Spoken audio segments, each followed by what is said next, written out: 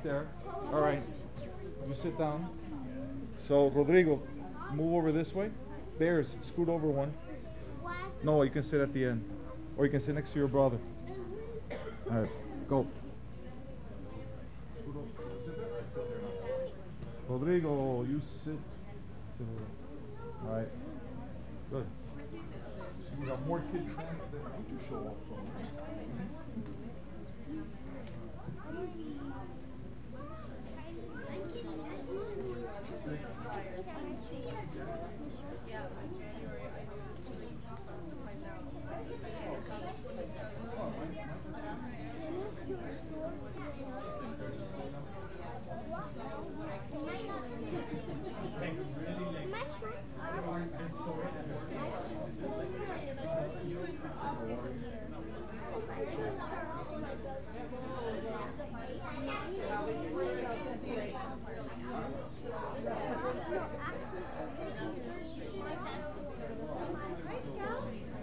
Thank you for being here.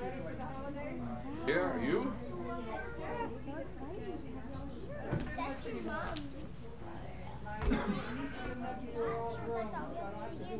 Oh, wow.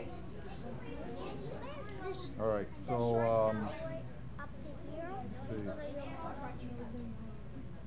Do you want to leave your jacket on? No, you want? Are you cold? You want to leave your jacket on? Hey, Are Maria. you How are you? good? I wanted to ask you something. I'm good. How are you? Oh, you're cold? Okay. Yeah? A Friday. I know, and Go. it's so funny because today I was at Curtis Mansion picking up my tree from the tree festival.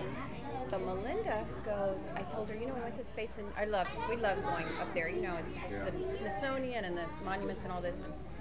All right. And so, Listen. Sit down right. Sit down right. we Sit down went right. to the Sit down right. Smithsonian and I Hey, said the Curtis best behavior. exhibit is there, Okay, like who always. knows It's which wonderful. was your right hand? Is this my right hand? And they told me they didn't have it. And I go, no, it's definitely, Is this my right? it's a section. It's really amazing. With Curtis, with one of his big planes overhead, and the Okay. whole section And has one of his where do your motors. fingers go? Right hand. I didn't even right look. I was hand. looking at all his inventions Right and hand. stuff, Right. It might That's have, two but I hands. don't think No, so. two It was hands. about Right the hand. history Right of hand. aviation. So I doubt that it had anything to do with, Right his. Right.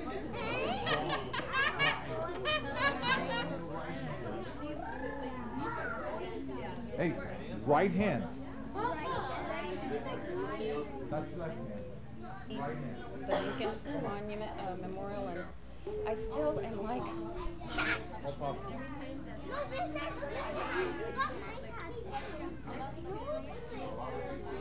no, no.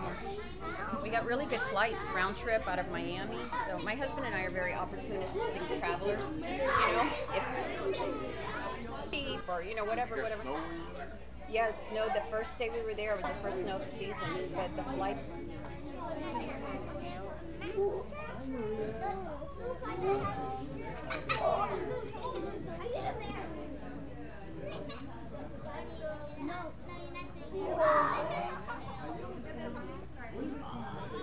Took me. I don't.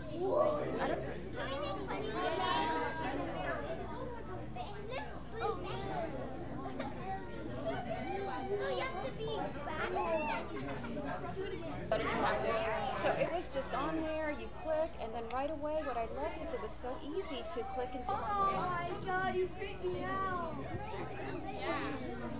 You know.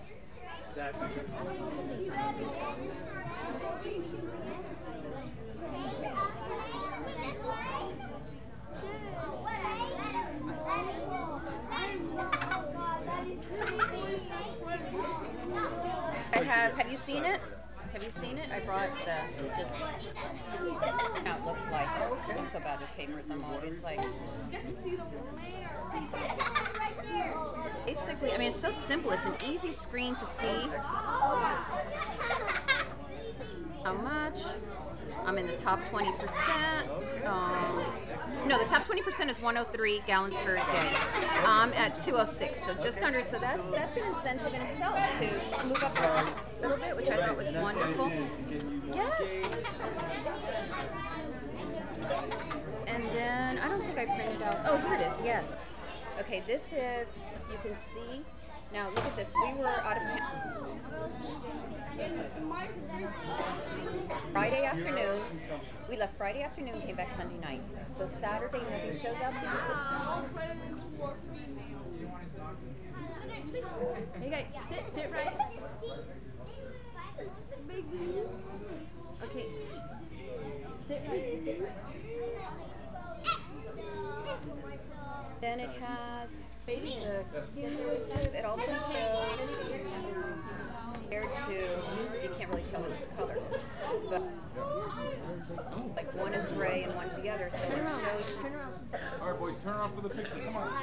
Shows that we're using less percent less water, which actually makes sense because we're on less percent. So that really means. Noah, I can't see you. Sit right. The letter, this letter says how many are there? 2, 3, so you select. Right, because in this letter it says we estimate there's 2 people by your name, but when we look at your profile, it says Hi. All right. Are y'all ready to do it? Y'all ready to do it? Where does your right hand go? No, where does your right hand go when you say the pledge? It goes to their cap. Oh, it goes to their Or cap. to your cap. If you don't have a cap, you put it on your. Okay. See, you gotta rehearse this stuff. Yeah, yeah. Wow. Now I'm working about a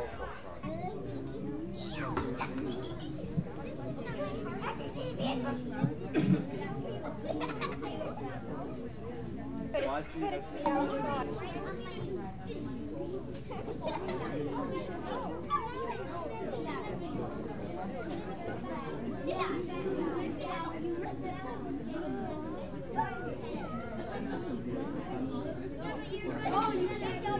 They sent in an email later this afternoon. They had sent an email that they were.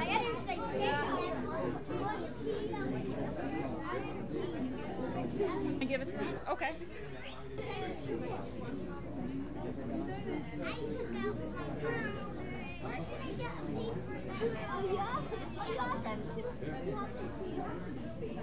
And I know, and I showed it to my husband, we go, right, and right away we said, it's this part, and he goes, look, the change that what's likely is our house, in fact, is that, because I keep telling you.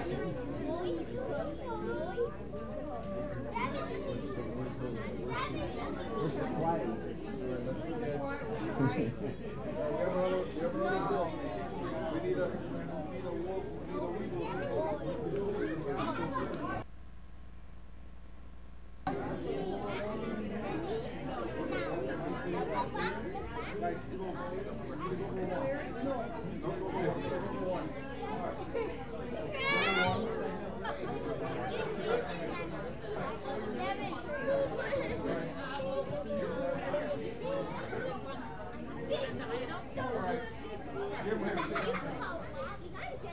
So this is the open forum, and this is specific to an agenda item. Agenda item mean what's being discussed tonight? What's being How are you? the item here, and just say Oh yeah, Martin. Okay. Patrick I just Martin. want like an Yeah, open forum yeah. item. Oh, okay, great. Thank you. Sure. And let's see if we can hook up a date so you can do your presentation to the residents. Yes, that's Okay. what Maria is saying. Right. Thank you. Oh my God. Got it. And Yep. then, Water conservation. Yeah. Nana just Patrick. here for me to sit in. Great. helped us. He did a presentation Mara. in the summer for seniors, teaching them how they can get rebates when they Oh my God. Es que si así no es, no nos conocemos. February better for you? Yo llego a esta reunión. I have many alarm in the house today. I'm working in an office. I don't know if I have it.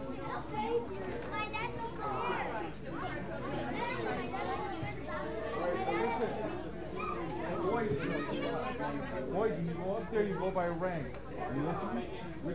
You go by rank. Always Ahora stay in ustedes rank. cierran Tigers, ahora. wolves. Que día cierran. No, you're all set. You're all set.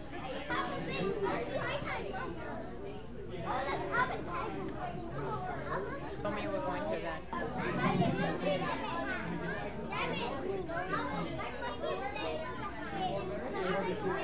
I know. Read what they're gonna focus on. You're trying to, yeah. I know how that is.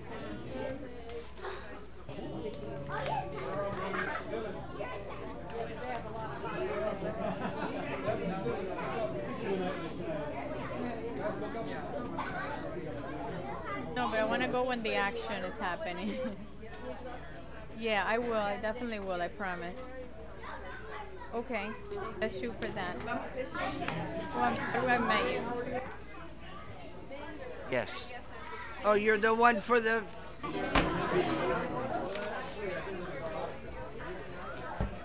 You're very welcome. No, it's just your assistant. She threw me off a big curve.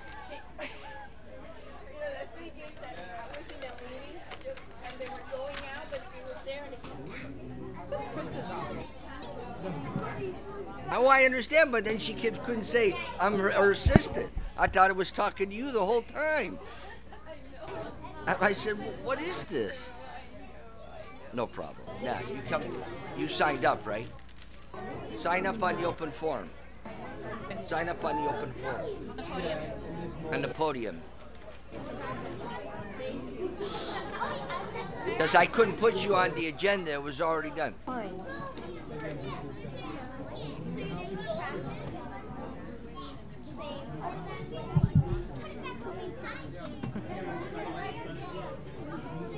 Oh, my glasses. Oh,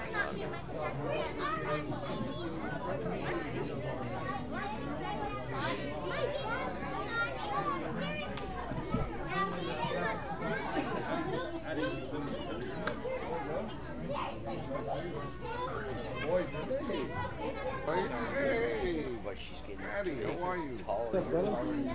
Hey, how you doing? How are you? Good. How are you? Good.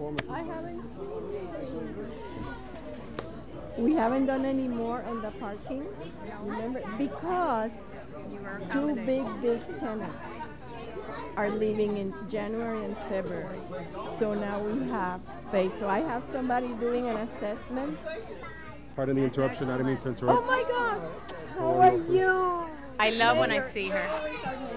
You're always our yes, I know. I'm very good. How about you? No, yeah. Mira, she came in and she took control. She's, I'm here because of my dad. I'm looking at her. I'm like, Hey, Mr. Garcia. Because it was so difficult. It was so difficult. Think of that.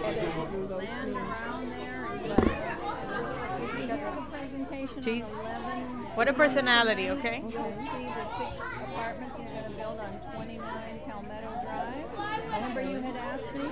They're 2 bedrooms, 1.5 baths. Yes, because that's another option we were looking at. But this is brand new. This is going to be new for maybe June or July. I mean, he's just presenting plans now. I have no idea.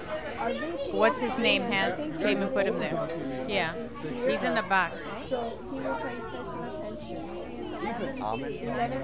Okay, and you need to Aleman. Come on. Guys, caps on. You're getting better though with those Spanish names. I'm terrible. I only know my wife's Spanish name. Ellis. Ellis? That's her last name, Ellis. Oh my gosh, I read this weekend to the kids in the community center. I read them the Polar Express. I had so much fun. Sure, it's nice. I felt like I was back I in wish I could as do a that. first grade teacher. I love that. And they did a great job. They, You saw Holly won the tree thing.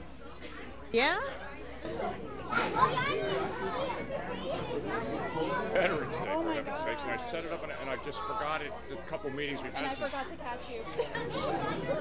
I'm not American. Christmas tree. Oh, did she? She won it.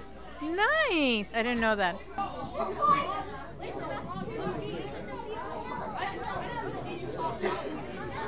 Is it for this meeting? It's from yes. For today? No, For- from the last. Oh, okay. Okay. Okay. The Here, keep deacon- it there. The deacon is here.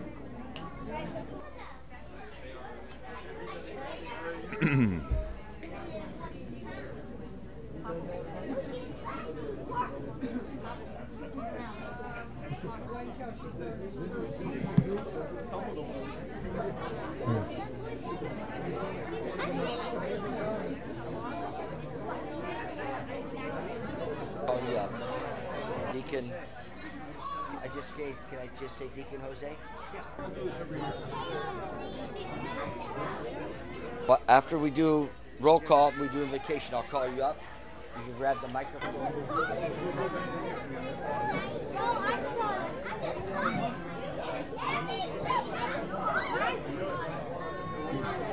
Right, then put,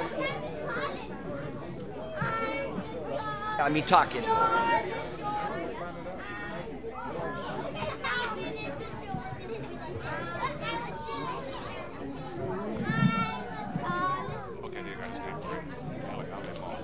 Yeah, I know.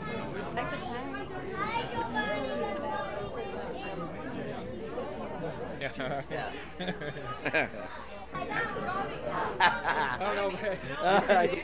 Oh, you don't want to be around me now, huh? Hey, Erica, I told him get a chair and sit right here and be my chief of staff. He don't want to be in front with me in the back. Behind the scenes, yeah. Yeah, I just wanted to make sure. Oh, okay. Yeah. I wasn't there, but Cut down. yeah, but getting up there isn't easy in that. You have a four-wheel drive? Oh, I do. And even with that. Yep. It actually, I believe it snowed. Oye, Place is what, like 30 miles from mine. Cool. en el DAR, Nick, Oh, how are you? snowed. a la 1 igual que tú, yo le dije a María, pero cuando llegamos. Yeah, I María heard dijo, even in Tallahassee it was going to be Little like bit. in the Panhandle. A little bit. It was huge, man, but it was huge. María me dice, Good Friday? Hi. nosotros llegamos a la 1. I didn't find that address. Oh, I'm gonna look We at were walking around y nos fuimos. Friday afternoon, Estaba grande. Southern Miss. Yo me fui como a las 2 y pico, lo que venía, y cuando me iba. Hey, Tammy. Estaba, Good, how are you? I'll bring the That was in a pictures. snowstorm, the whole gang. Estaba hoy, yo me fui como a las 2 y pico. Y lo que había en tráfico, trying to get in there. And my sister sent me pictures Y from, María no she le lives in gusta mucho Jersey, right by the line near New York State. And yeah, her whole backyard, she goes, our first snowfall. So it got up there in a hurry. Right up. Yeah. Are you going to spend Christmas there? Wow. You got electric to that? You have electric to that? Okay. No, because some have those Rayburn heaters. Some of my friends that have them up in Vermont and upstate New York. Yeah, and it heats a whole house and you cook on it too. Yeah. Nice. Nice. Yeah, you should be.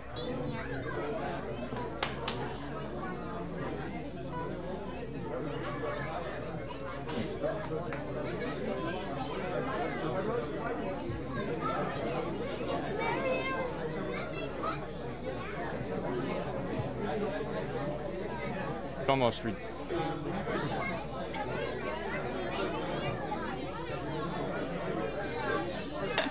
It was kind of nice though. Is the BJ, is the Burger King?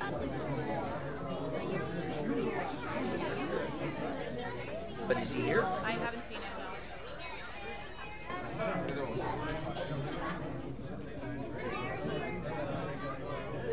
The mayor's right in the middle. That's Mayor Bates. Mayor, can you? There you go. There you go. Cancel the first one. So quiet.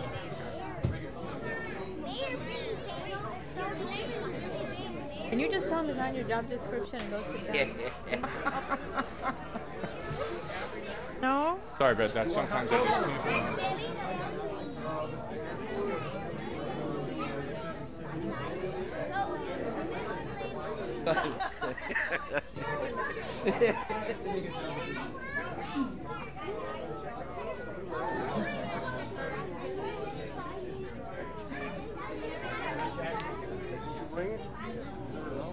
Where's Maria Mitchell? She's My criado, Dios mío. Apparently, yeah. I think she's outside talking to Dan. Down the hallway.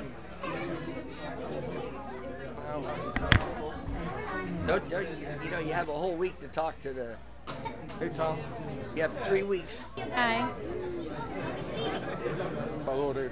Yo, que hice acá la niña en el frío. Yeah, I've dealt with him. He does a little extra too, like the seams he did and everything. You want his? You got one of those? Oh, you got one? From Dennis?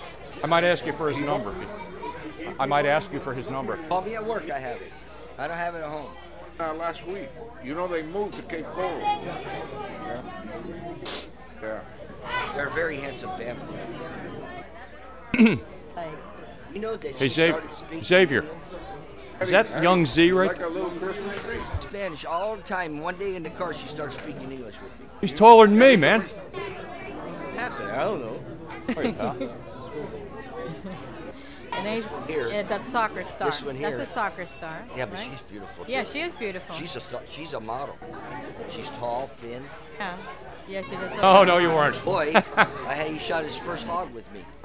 Oh my gosh, you took him hog shooting? Did he have to skin that thing and all that? I know, no. Oh, I shot one this weekend. I shot a deer this weekend. So when I'm up in the cabin, I hear the shots, because I'm on a wooded area, like, and it just, you know, like I see them in the afternoon prancing around, and then when they go into the... Here's the problem.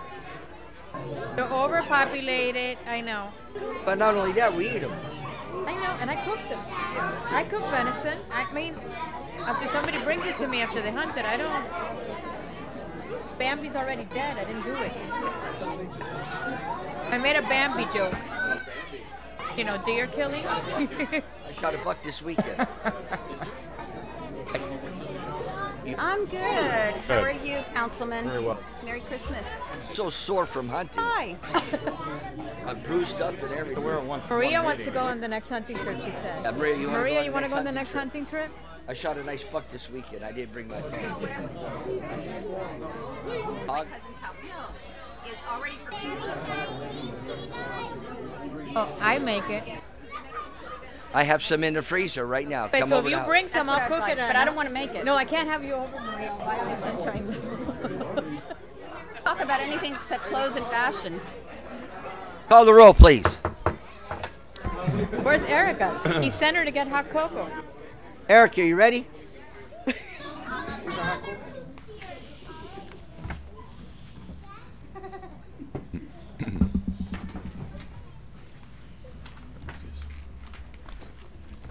Call the roll, please.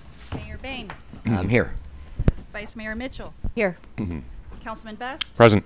Councilwoman Zapata, Present. Councilman Pedranada. Tonight we have invocation by Deacon Jose Aleman. Alema. Come on up. Please stand for an invocation.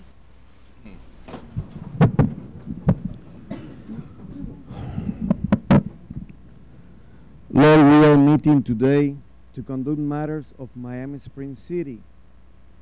May everything we do begin with your inspiration and continue with your help. Guide our hearts and our minds in the spirit of fairness, right thought, and speech. Impart your supreme wisdom upon our activities so that our affairs may reach a successful conclusion. Thank you for being our source of guidance today. Amen. Amen. Okay, we're going to have the troop 425 for the Pledge of Allegiance to come up. Tigers. Come on, up here. Up here. Tigers, wolves, wolves. We're going to face the flag this way. We're going to face the flag this way. Gosh, I don't think I've seen as many Cub Scouts in one place since I was in them. Okay. The tall ones over here. All right. Okay. You're all here? Yep. All right. When you look, we're going to put our right hand over our heart. You guys are supposed to do this. We rehearsed this earlier on now. However you want to do it. However you want to do it. There it goes. All right, everybody right? Somebody say aye. I pledge allegiance to the flag of the United States of America and to the republic for which it stands, one nation, under God, indivisible, with liberty and justice for all. All right. All right. Mama's going to give you pin, but that's it. I was gonna give him a pin. Oh, yeah. Should we recite They get him pins. Should we? Oh, wait, can we take a picture? Yeah, I want him to introduce themselves. All right. Oh, someone dropped something. Can they recite the scout? Yes. Scout law? Bring them up, whatever Boys, you want come to back do. upstairs. Come back up here. Look what I found. All right, come on, come on, come on. Let's go. We're gonna do the scout oath, scout law. Come on. For next month. Nicholas, this is here. Here, come on, come on. Stand up. Quick, quick.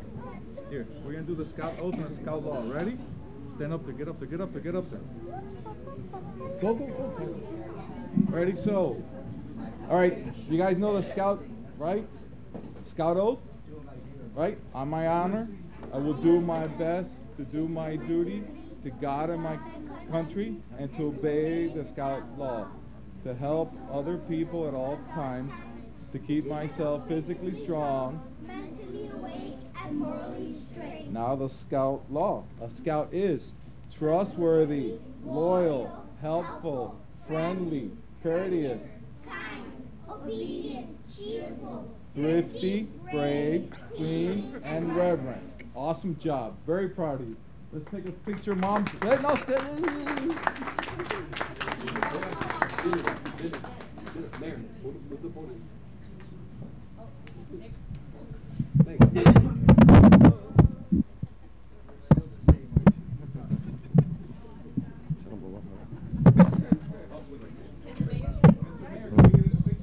Sure, I was wanting to.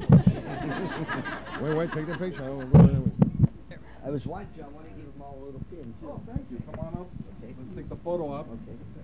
I want to go over that shorty guy.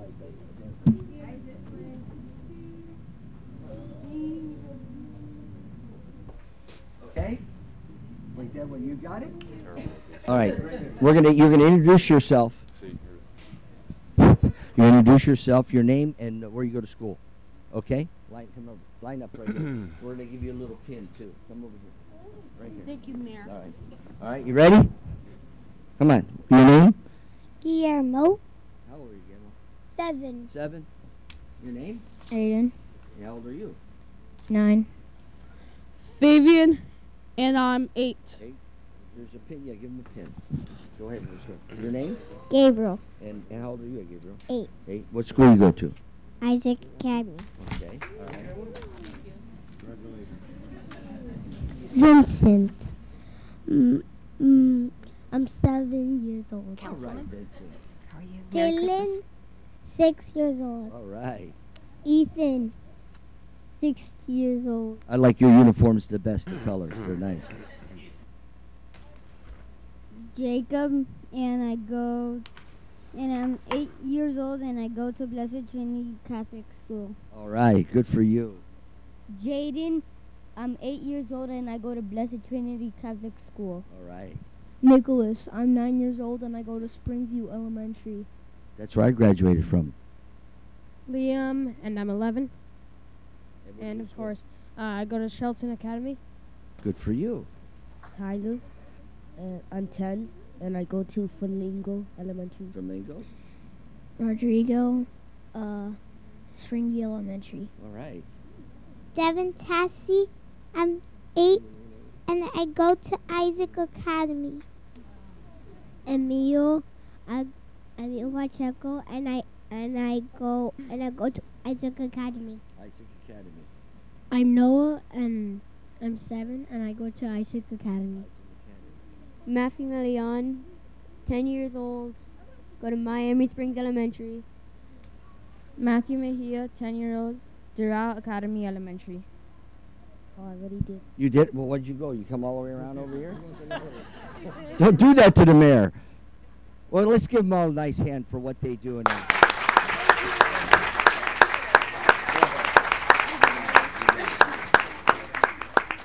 right, boys.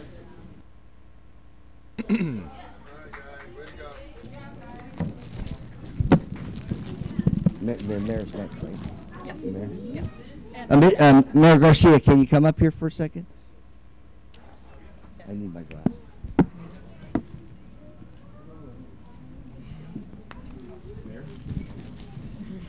Mayor? How are you doing? Good. How you enjoying retirement? Wonderful. I wore my colorful blue Hawaiian-like shirt So everyone would know that I'm very comfortable in my retirement. Okay, all right. This anybody get the wrong idea. This is a certificate of appreciation. That's not what? It's not on? Yes. Yeah, it's on, Bill. Yes. Is on? Yeah. Is on? To Mayor Xavier M. Garcia, in recognition of 6 years dedication to service as mayor and 4 years as city councilman, Group 3, to the city of Miami Springs, presented this 11th day of December 2017. It's hot in here, so it's something that we give to all our retired elected officials that serve in their time, and this is for you. And we have something else for you.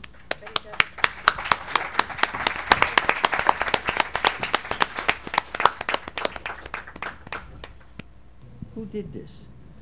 Boy, we're gonna have a talk. Yeah, this is a little jacket of. This is a little jacket for your memory of what you've done for Miami Springs. They presented me one of these when I retired after 8 years, and they talked me to come back. But this is something that you will treasure. I think it's very nice. You don't get a second one. Huh.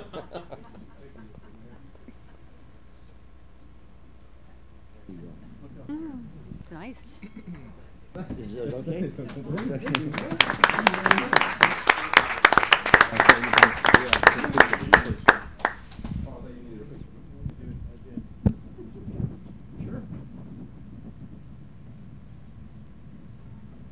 A photo with your family. Oh, yeah. We'll take. Yes. Want to take a picture? Yes. Okay, come on. I don't know if they want to take a picture. You know, some of these kids. Even if the little ones. If they do get a picture, the first thing they say is, "Dad, don't post it." Dad, don't post it.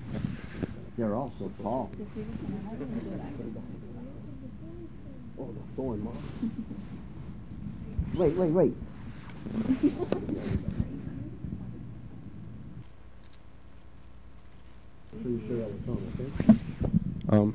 Thank you. Thank you very much to the mayor and the city council for recognizing me with this wonderful certificate of appreciation.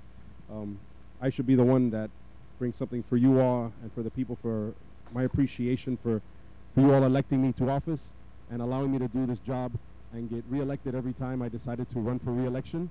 A lot of folks ask me, why'd you stop running? You could have run again. Well, I brought them all with me today. So my family's right here. A wise man, which is the current principal of the high school, said to me, you only get 16 summers with your kids. And I didn't quite understand what that was until my son turned 15 years old, and he already wanted to start spending vacations and holidays with his girlfriend and not with us. And he wanted to go spend 4th of July with his friends and not with us. And then I quickly realized what that meant, and I let folks know I wasn't going to be running for office. So I did this for, I've done it says 10 years on here, but there was 2 years I had off, and I did volunteer my services before. So that's a pretty long time. Actually, when I started being involved in public service, Sergeant Estock didn't wear glasses and didn't have any gray hair, and we all know that's changed now. So thank you very much for having me, and congratulations to you officers and our officer of the month that's going to be recognized. I'm very proud of you guys. Thank you very much for this opportunity. I appreciate it. Wait. Come on. They have something for you. They have something for you. JR's Burgers. JR Burgers is presented with his favorite burger, and you can tell he likes it too. He really likes it.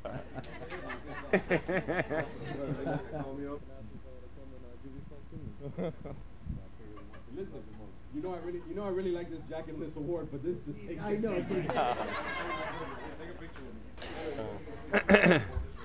Oh man, see, I wasn't gonna shed a tear until you brought my favorite burger. You got it. You're too much, man. Weren't you just on TV or something? I'm trying to be all over the place. Thank you. Oh, look at us. We get oh, look at this. Thank you, Mr. Mayor. Thank you. Hey, everybody go check out Junior's when you leave here today. Thank you. Thank you, Junior. My pleasure, man. Congratulations. In case anybody's wondering, my favorite burger is the teriyaki burger. Is that what this is? At Junior's. One for the mayor. All next month it'll be known as the terizaki burger. Terizaki. Yeah. Cool. Thanks very much.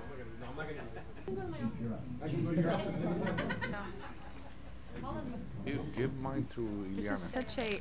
Ileana, you can have mine. Oh, okay. I apologize, but I'm gonna go.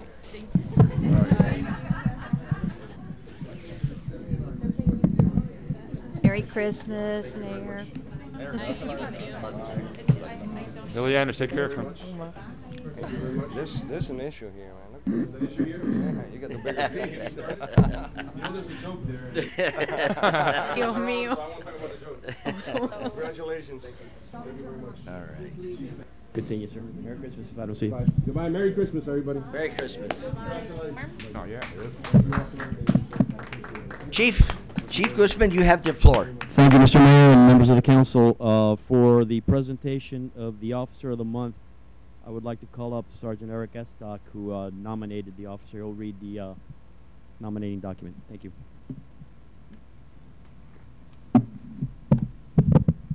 Thank you, Chief. Good evening, Mayor, council members, friends, and family. We are here today to recognize Officer Brian Nickerson for the award for Officer of the Month for October 2017. Officer Nickerson is being presented this award for an outstanding police work and going above and beyond the normal call of duty.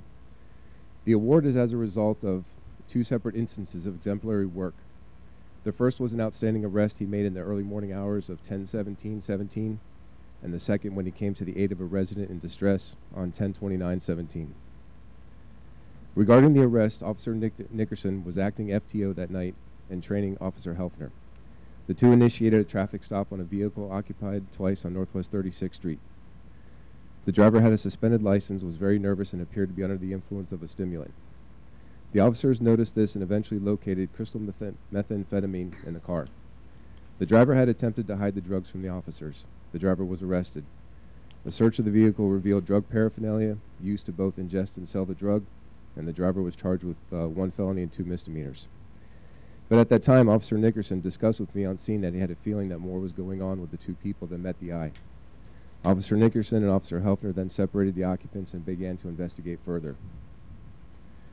Ultimately, a large piece of methamphetamine rock was located in the vehicle. It weighed almost 55 grams and looked like it had been cut right from the source and manufacturer. Officer Nickerson did not stop there, as he was driven to find more evidence. A further search of the female's purse and bags revealed a multitude of items acquired illegally in order to commit identity theft, fraud, and credit card theft. Officer Nickerson, along with help from Officer Helfner, scoured through many bags and located dozens of stolen credit cards, checks, personal information, birth certificates, driver's licenses, and logs containing personal information from victims all around the state. The female was ultimately charged with trafficking in methamphetamine, as well as 4 other felonies and a misdemeanor.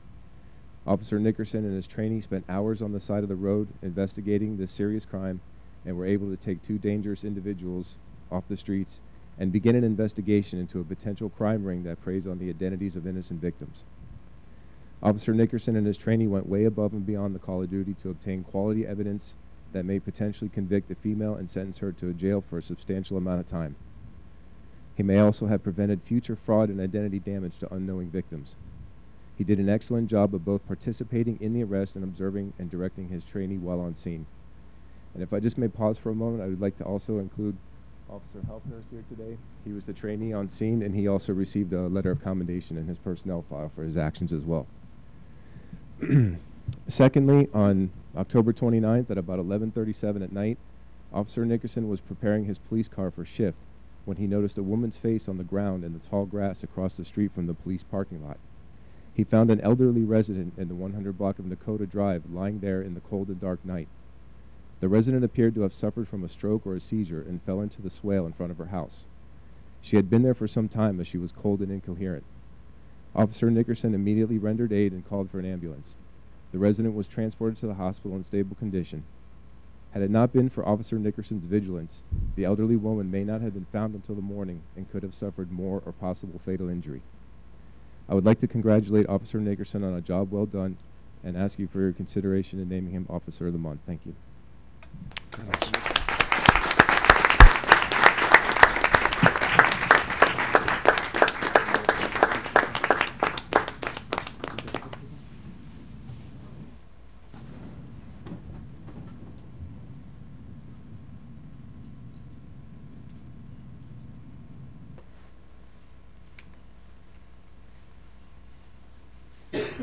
Another one with his family. I know his family's here.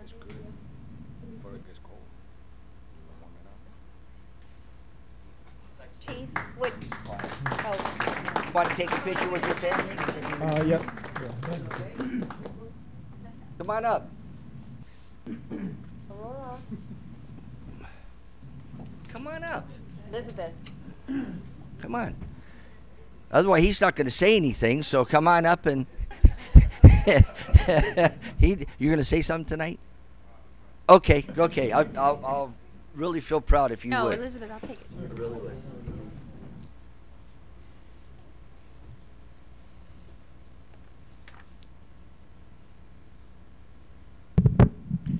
By the way, Officer Nickerson was also Officer of the Year year before last. Yeah.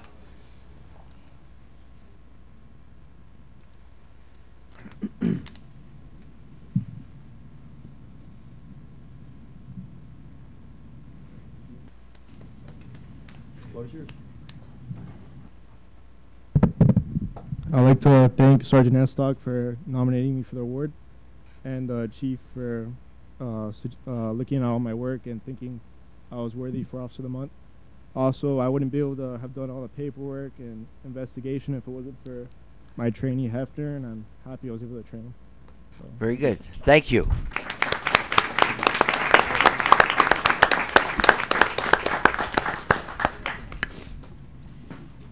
That's all you have tonight? That's all I got.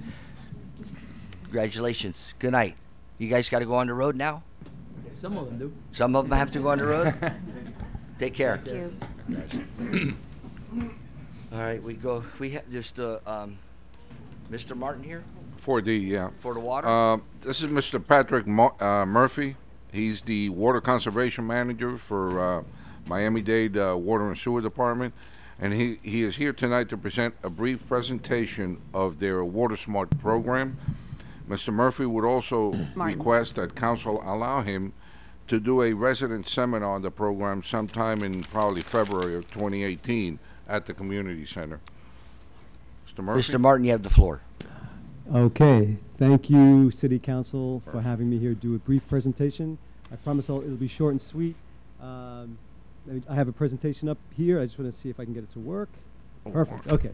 So once again, my name is Patrick Martin. I'm from Miami-Dade Water and Sewer Department, and I'm here to present about this program that's being offered only to Miami Spring residents. Out of the large service area that Miami-Dade Water and Sewer services, we have this pilot project that's geared towards Miami Spring residents, and the reason why is because Miami Springs is the only area in the utility, which is a very large utility, that has a certain type of meter called AMI meters that allows us to actually monitor your water usage hourly. And so we decided to do a pilot project out to the residents of Miami Springs to have them become more engaged in their water use, similar to how FP&L has a energy portal that you can go on there and look at your electricity use. Well, we wanted to do the same thing with Miami Springs. So real quick, so what is Water Smart? So basically what Water Smart is, it's a totally voluntary program.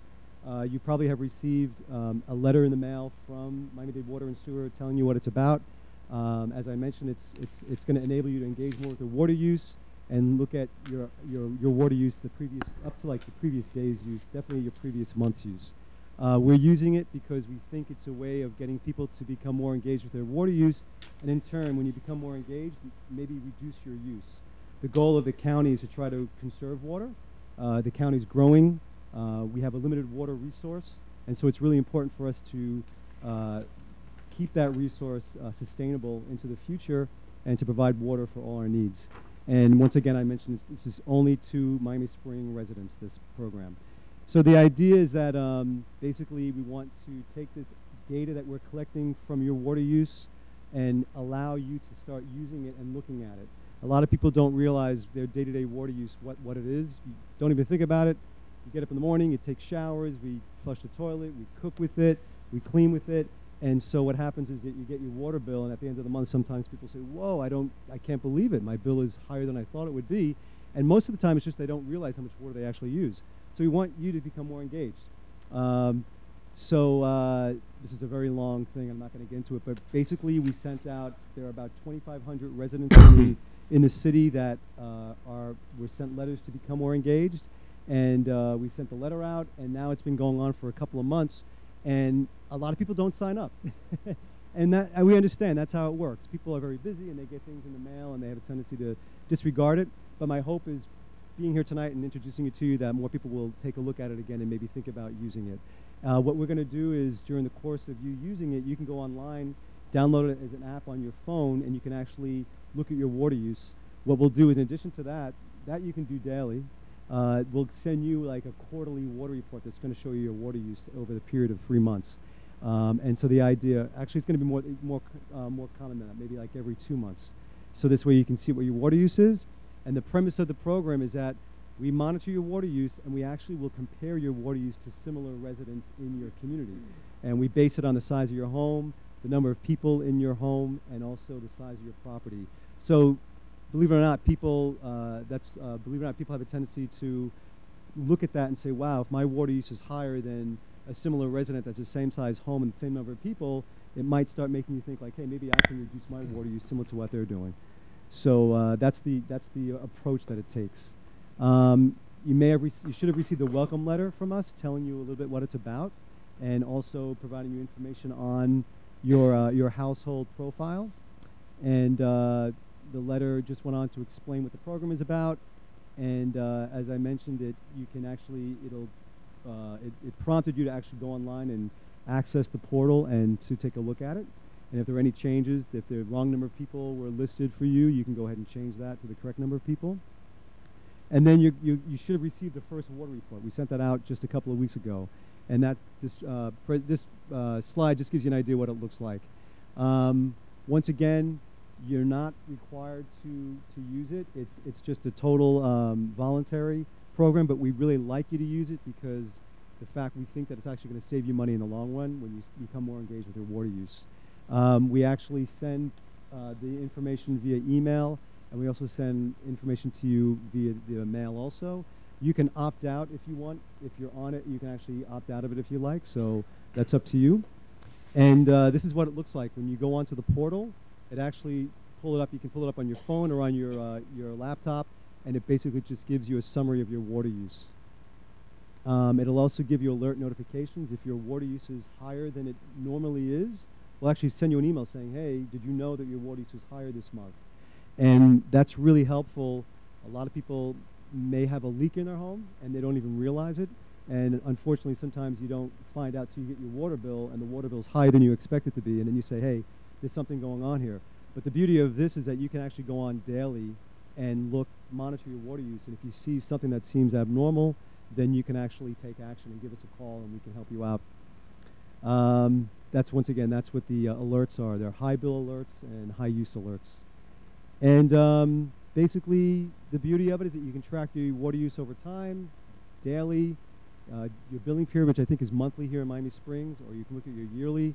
We provide all that information on that water bill and on the portal when you log on to it.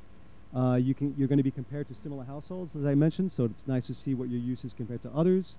And we provide information on the utilities, so we have a number of programs to help you reduce your water use.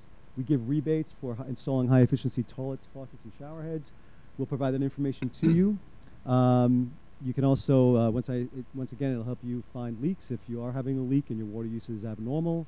And basically, it's a good way to communicate with the utility. In the past, there's been no other way to communicate unless to actually give us a call. And that's pretty much it. That's the quick summary of the program. My hope is that more people will become engaged and will want to use it. It's a pilot project, so it's only going to last for about a year. We're going to push it to like a year and a half. And the idea is we want to see what kind of response we get from Miami Springs residents. And if we get a good response, we want to roll it out utility service area wide. So just to give you an idea, Miami-Dade Water and Sewer Department services about 2.3 million people.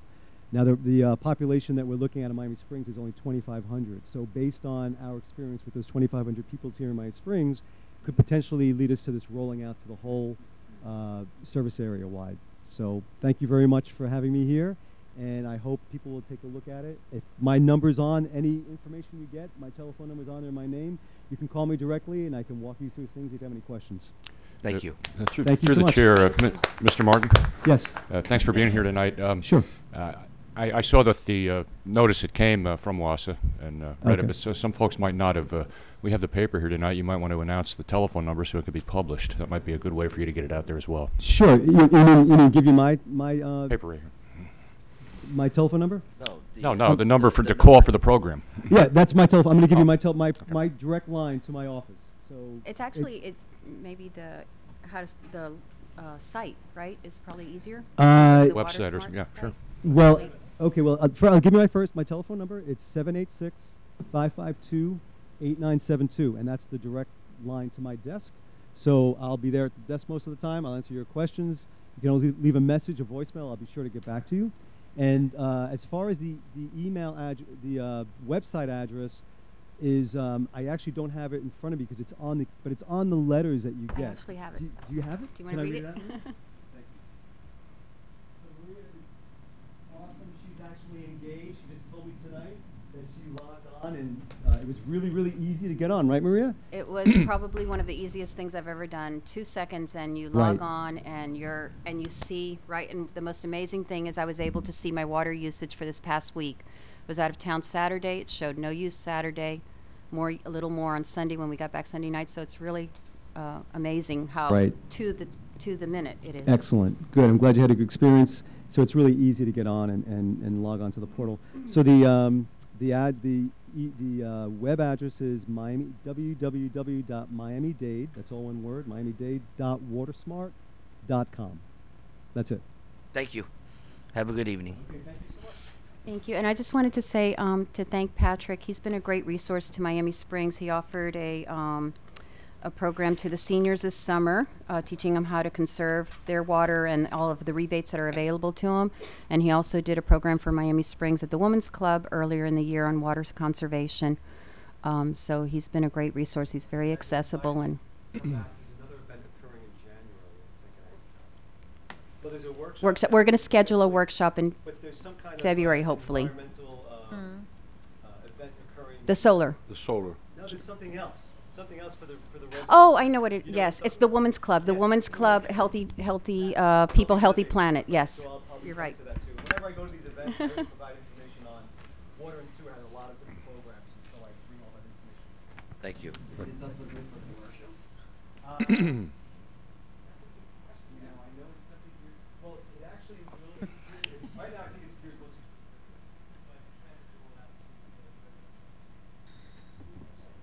Okay. It's going to be based on the end of the project. Okay. Patience. Okay. Okay. You could discuss that with them outside. We're gonna go to open forum. Nestor Suarez, please. Mayor, before we go on, so there's consensus to have the seminar at the community center in February. Their workshop that they want to do for the residents. That's fine. Yeah. Okay. That's fine with me. It's to help residents Yeah. log on. Okay. That's fine. Help us. To help us? Yeah. Yes. Go ahead, Nestor. Hi, good evening. Nestor Suarez, 550 Ren. Good evening, council, city manager, and city staff. I came tonight with a couple points, and I'm happy to say some of those points I don't have to bring up anymore. First point that I wanted to come up with is, or bring up at this meeting is the westward bike path, and the fact that it's looking great as the path is coming along. You see the construction moving forward, specifically the trees, plants, shrubs, the sodding. It's really made the westward look a lot nicer. So very happy to see the greenery being added. Of course, the signs kind of killed it. It was like I described to someone, it's like when you have a beautiful car, like just a brand new luxurious Cadillac, and they throw in some spoiler wings and spinners on it, and all of a sudden it doesn't look as nice. Mr. Alonso's done a great job. When I drove through today, there weren't 12 signs at each intersection anymore. There were just 4. by my count in the center, so I appreciate the reduction in the number of signs. Huge thank you to Mr. Alonso working with FDOT to get that reduction done. So I appreciate that. I asked, hopefully we can consider maybe not putting, and right now as you drive through, let's say you start here at City Hall and you drive out west, you'll see it's just beautiful, kind of the way we used to, just more trees and the bike path towards the center. And then as you approach towards the end of Westward, you start seeing all the yellow crosswalk signs. So I definitely believe those yellow crosswalks are a must-have by Prince Field across from the rec center. It's, that's where the kids are crossing. But if we can try to avoid making that a complete westward, where there's a crosswalk at every corner. I think people know how to cross the street and, the dangers in crossing a street. I don't necessarily believe we need the crosswalk signs along the entire stretch of westward. And just maybe keeping it by the rec in Prince Field. But definitely a huge reduction in terms of what we started off with, which was a little out of control. So I appreciate William's effort in getting it done and reducing that number.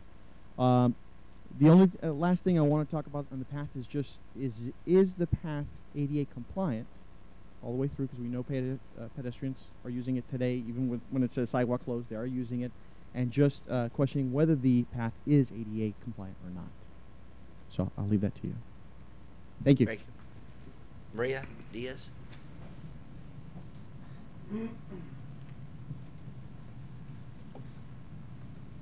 Good evening, Council, Mayor. I pretty much have the same concern as Nestor. The path is beautiful up to where you get to those signs. I don't think it's totally necessary. I was talking to Nestor before. Thank you for trying to reduce the signs.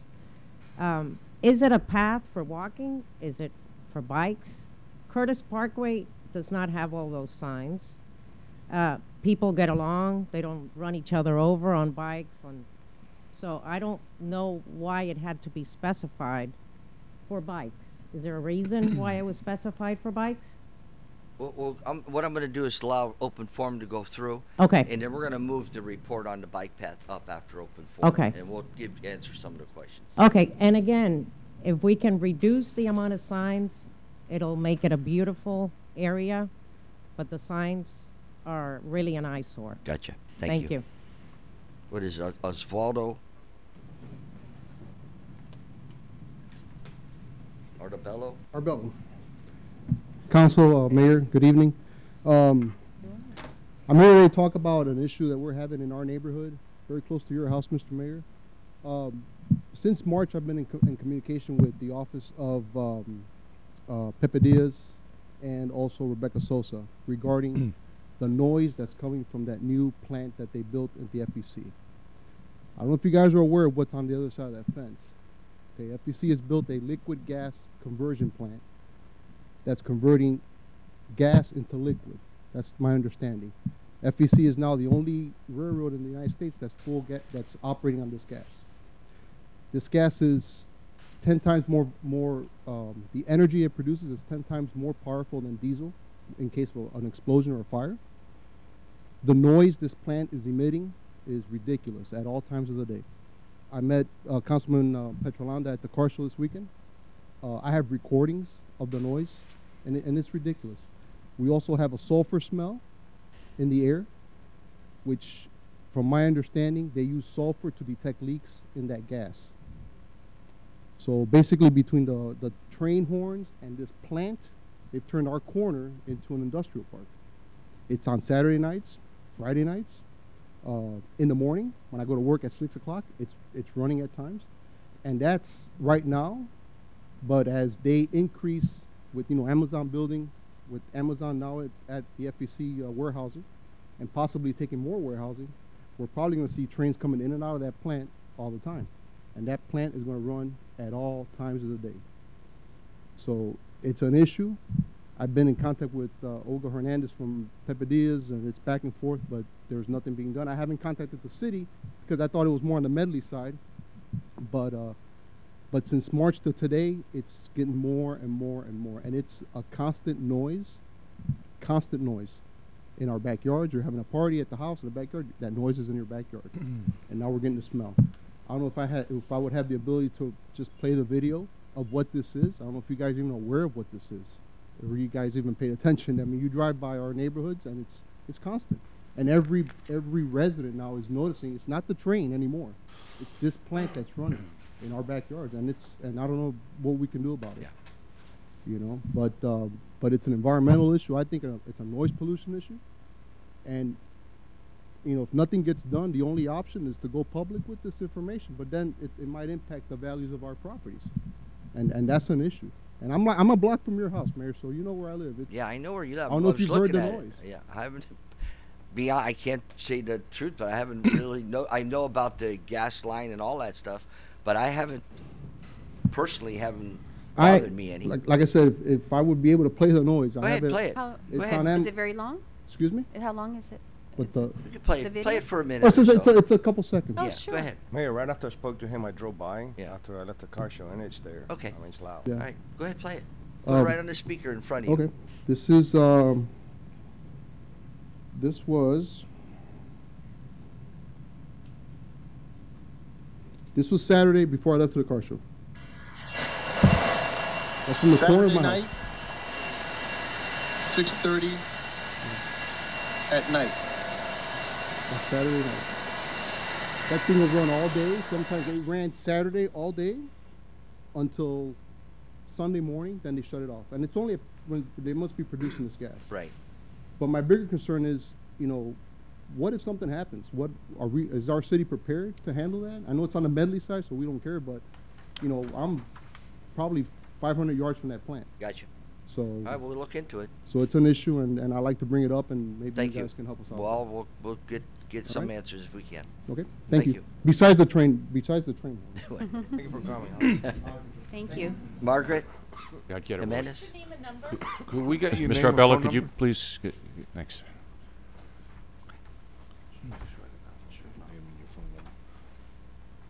Yeah, Mayor and Council, Marlene Jimenez, 611 Plover.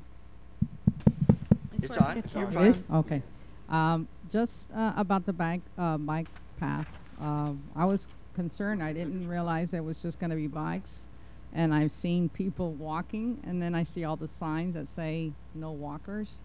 My thoughts are just like the other two people. Just concerned about all that stretch that cannot be used to walk. Gotcha. You know, I'm just concerned about that because I see more people walking than people riding bikes. Even though the city's always been a city that people do ride bikes and stuff, but just concerned of all that beautiful space not being able to be used by walkers. The other thing that I wanted to bring up was just a gentleman that maybe you guys sometimes see in Hammond. He waves in the morning. He's just like a positive thing for Miami Springs. He's Your address? when you pass by Hammond in the mornings, he's like, "Good morning. Okay. Have a nice day." I don't know if you guys have seen him. I don't know who he is, but he's great. And he brings a really positive message to our city. Anybody that would be from outside and sees this man, you know, in the mornings, waving to people and just wishing them a good day. That's all I Thank wanted you. to say. Thank you. Thank you. Ophelia Sanchez. She's from Miami Regional University. Mayor, councilwomen, and councilmen, and staff.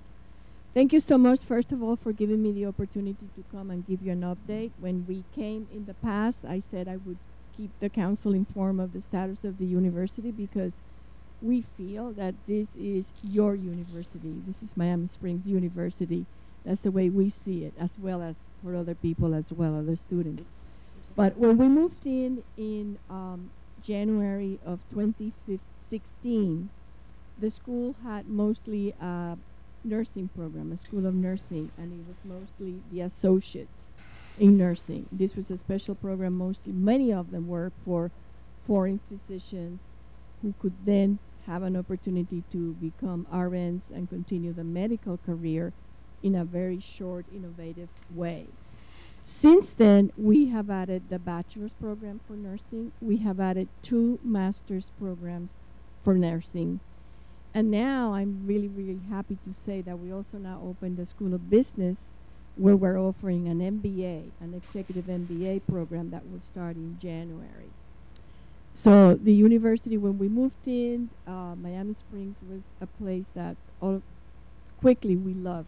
We really loved. We loved the circle. We loved coming here to this meeting where we see the people coming and talking, and the scouts coming and just doing their terrific Pledge of Allegiance.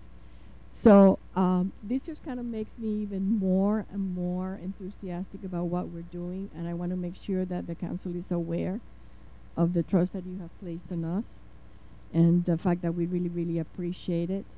And I was looking at the scouts today and saying, we need to continue to work really, really hard so that when they go to the university, they can reach their dreams as well. And that's all. I just wanted to give an update. Thank you so much. Thank you much. Thank you. Thanks. Take care. Robert Schultz.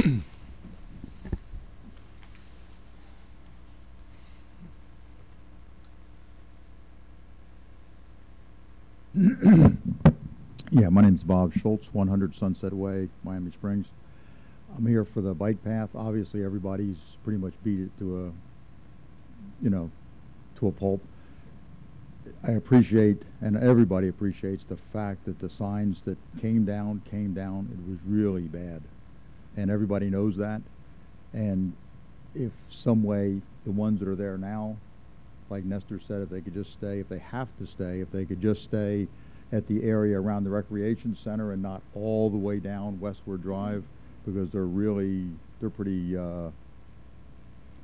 illuminated when you drive down there. But we really appreciate what you did as far as the way the administration reacted real quickly, and it's just appreciated. It's nice to hear something positive once in a while that that you've done something, and it's appreciated. Okay? Thank you. Thank you. You should have signed up first. Exactly.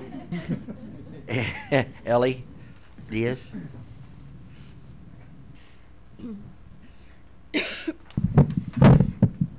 Height difference. Good evening, Mayor Bain and Council. I'm also here to talk about the bike path. I didn't realize that it was going to be only a bike path. When they first started it, we were like, oh, it looks really nice. It was absolutely gorgeous. It was inviting. You wanted to go out and walk on it.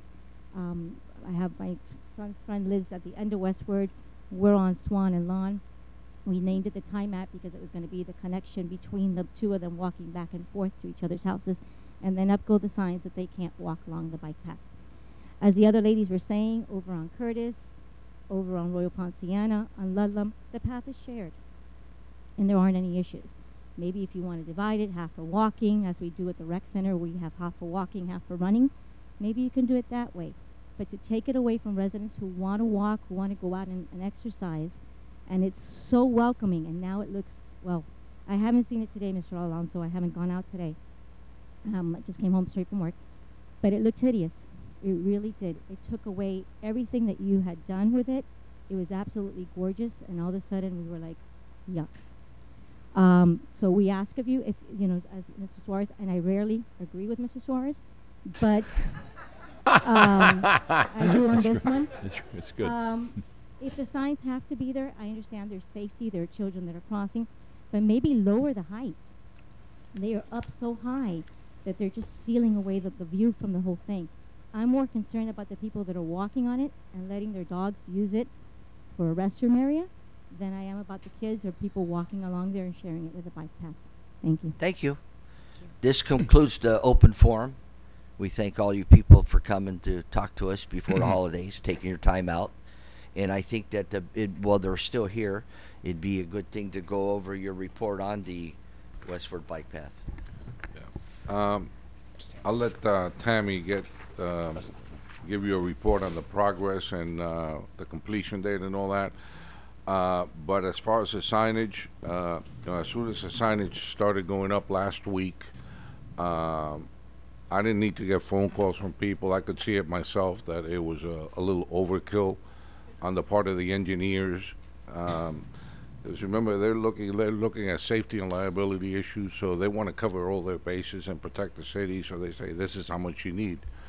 But as soon as that happened, I was in contact with the engineers and with FDOT, and we were able to reach a compromise on reducing a lot of the signage that was out there. I mean, it didn't make sense to have no motor. If it's already depicted as a bike path, why put no motor vehicles? You know, it's like someone called me today and said, "Well, you should put one no aircraft either." You know, because I mean, it's common sense that if it's a bike path, you're not going to drive a car through there. So we were able to win that battle. Now the battle I'm fighting with them now is on the crosswalk signs. I've been in contact with FDOT, with the engineers, and I got a hold of Miami-Dade Traffic today. They're going to come out and look at it and find ways that we can reduce the amount of those crosswalk signs. So we're working on it, and believe me, I agree with all of you. It looked really bad, and just have a little patience, and I think in the end everybody's going to be happy. Mayor, Mr. Alonso, Yeah. I agree with the signs, and we're getting there. We're going to get there with the signs. I think ultimately we're all going to be pretty satisfied with, with the signs that we have. The big issue to me right now is pedestrians. I cannot imagine that we could build a path where we would restrict the majority of our population from using it. It needs to be it needs to be a pedestrian bike path just like all the other ones. In the first place, that would be meaningless, the connectivity, because it would mean that people using the bike path along Curtis or Ludlam would not be able to use it for connectivity, which was part of the reason for getting that path in the first place, I imagine. So what is the status of that? Well, I think in the end, we all know that pedestrian traffic is probably going to be 99.9% of that use. Very.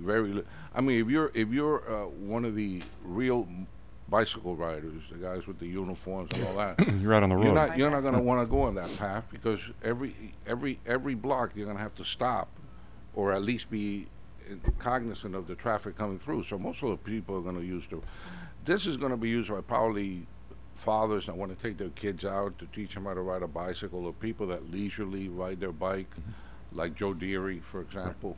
You know, who's not a speedster, but he just likes to ride the bicycle. But I think in the end, 99.9% of the people that are using that are going to be pedestrians, and we understand that. There's no way to control that. I mean, I was getting calls last week from people that said, I've been told that I was going to be arrested, or I was going to be issued a ticket if I walked on it. It really got really way out of hand, the misinformation that was out there. So, you're going to be allowed to walk on the bike path. Yeah, of course. Okay. That's all you course. need. That's all the answer you need. Of course. We don't have to go next, but you're going to walk. But I want to say something about this before she does the report. We're all in agreement about it, but this is the world we live in anymore, because of the different things that happen in this world, and these are the laws and how it had to go with these engineers to cover everybody's liability situation. And it's a shame, but that's how it happened. But I think that the staff jumped right on it. We're getting to work on it. Go ahead, Tammy. Okay, just as an update, Put your mic by you. What's still remaining on the project is we're obviously we're still working on the signage issue, but we are in the process of at least getting the stop signs and some of the other signs lowered to a lower level that is more appealing 4 feet. To the path. In addition, we're having they still had to finish some sodding and some mulching around some of the trees and the shrubberies over there. They also have to finish the installation of the cross slats on the wood fence posts. I think there's 4 sections of wood fence posts, along with the little caps that are going to go on that. In addition, they have to continue the painting of the off-road bike lane, which is going to be a continuation of from Hammond Drive heading west, which is going towards Ludlam, and you'll see markings on the ground as a shared path for the bicyclists. And then also they're going to paint some a little bit more onto the path itself, some arrows and all, some directional arrows with some the bike symbols. They're expected to have this project completed by Wednesday, December 13th. So it is anticipated that this will all be finished by Wednesday. Can we make it the 14th? I got a real bad thing about December, about 13th. About the 13th? Yeah. Is that going to It'll include? probably be the 14th or the 15th. I don't think they'll do it. Is that going to include the lighting too? But Tom, yeah, the lighting's mostly done. Right? Yeah. The lighting is actually complete, and I don't know if some of you guys did notice that The other day it was they on, had yeah. them on. Yep. We had them switch the the breakers back off until we officially have the ribbon cutting ceremony. Right. So this is a date that I think William was going to ask you to maybe set tonight, when it is that you wanted to try to do this ceremonial opening. And so we'll officially turn them on that day. I'm thinking since we're coming on the holidays and all that we could do it maybe the beginning of January. I would if like everyone's in town. I would like that. I would like maybe the first weekend after the first weekend after January. The January 1st is a Monday. Right. That following Friday or Saturday would be fine with me. I don't know about the rest of the council. Well, what would preclude it being done before Christmas? I mean, there's going to be a lot of folks in town for Christmas, Right. people wanting to go out, walk around. Yeah, I but mean, I might not be around for Christmas. well, why don't we just set a date when it's going to be convenient for everybody, and we'll just go do it. Open it up. All right, what date? I mean, the lighting's ready. Let's do it. I mean, have a people question. People can start using it. Yeah. You can just have the Yeah. ceremonial It's just- ribbon it's cutting just at a later date if you want. Tammy, could we go back? You said that they're waiting to paint bikes symbols on it. Is that on the shared road from Hammond to Ludlam, or are you talking about on the bike path itself on the west On road? the bike path as well. Yeah. Can we look into asking them not to do that? I can't imagine why that would be necessary. If the path is for pedestrians, and this is my concern, if the path is for pedestrians and cyclists, then why are we putting, things to say it's only for bikes? We can't be having it both Going ways. to We need your- to be clear. We owe, Well, Just to give you guys a little bit of history, we started this whole project back in May of 2012. That's when the original plans were designed and developed, and the original plans were as a shared use path for bicyclists and pedestrians. We continued to go back and forth. Back in November of 2012, we had the council approved the resolution to have the grant application move forward. In January of 2013, we had to make some changes and all of that where FDOT was concerned.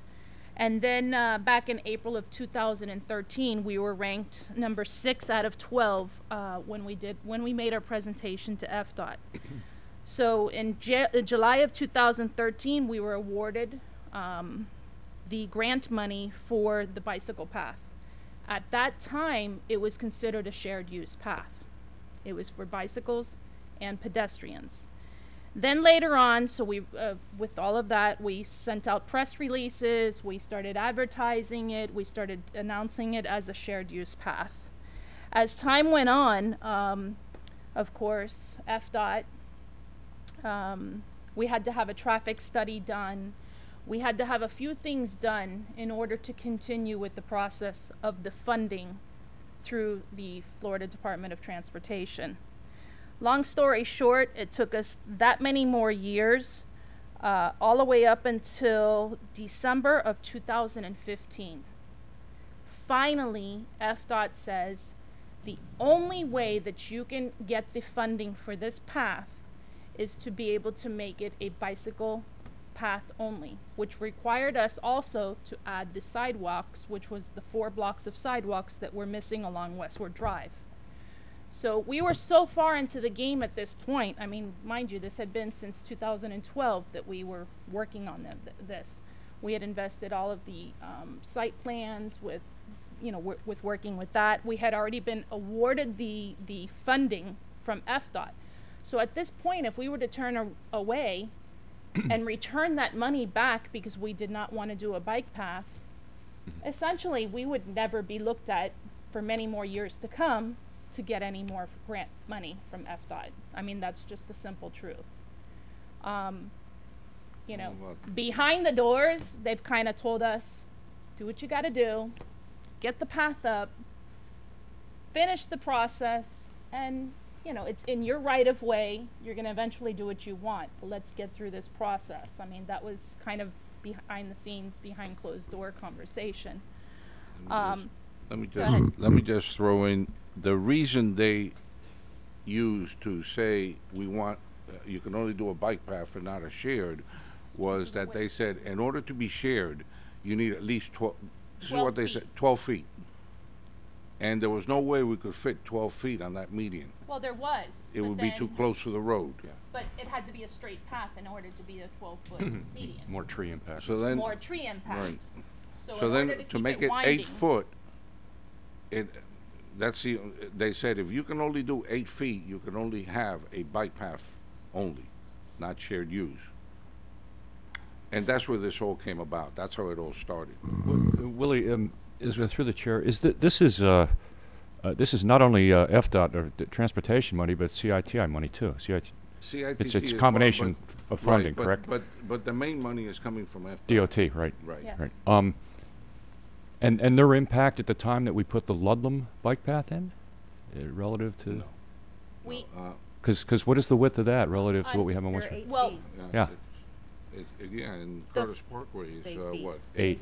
7 or 8 feet. No, yeah, but I don't think the actual path was not funded by FDOT, to my knowledge, anyway. I think it what was lighting. funded through The lighting. FDOT was the bollard lighting, Lighting. not the path itself. The path was already existing, and we came in and we did North Royal, we did Curtis, and we did Ludlam as federal dollars for the bollard lighting. Right. But the pre-existing path. Correct, but we did get the money for that, even though For bollard lighting. Even though it was a shared path. We got it for the lighting. But we got it for the lighting, not for the path itself. But they were willing to bless it, in other words. At that time, it was ARA funding, Yeah. which is a little bit of a different funding, Right. but again, we're mixing apples with oranges here. Yeah. That was for the bollard lighting. It wasn't for the path. So when you start getting into construction of path, of the width of paths and all of that, Yeah. with federal dollars, I mean, you have to follow some of these guidelines. Okay, well, Mayor, Go ahead. no, go ahead. William, so you're saying that they're telling you there has to be 12 feet wide in order to be mixed use? A shared That's use. what they Shared told use. us. All right.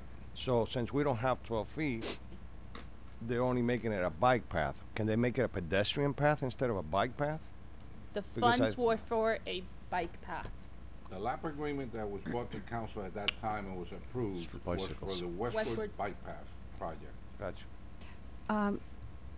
Just some points I want to throw out. One of them is, even if whether it's FDOT requiring 8 feet or whatever, that 8 feet width is consistent with all the other bike paths we have throughout the city, which are shared use paths. The Curtis Parkway, Ludlam, North Royal, Poinciana, they're all the same. So there's a consistency there, and we use them commonly. The whole community uses them as shared paths. Is it possible to ask them not to put, I think it's going to be very unsightly to see bikes along there. We've already got the other signs.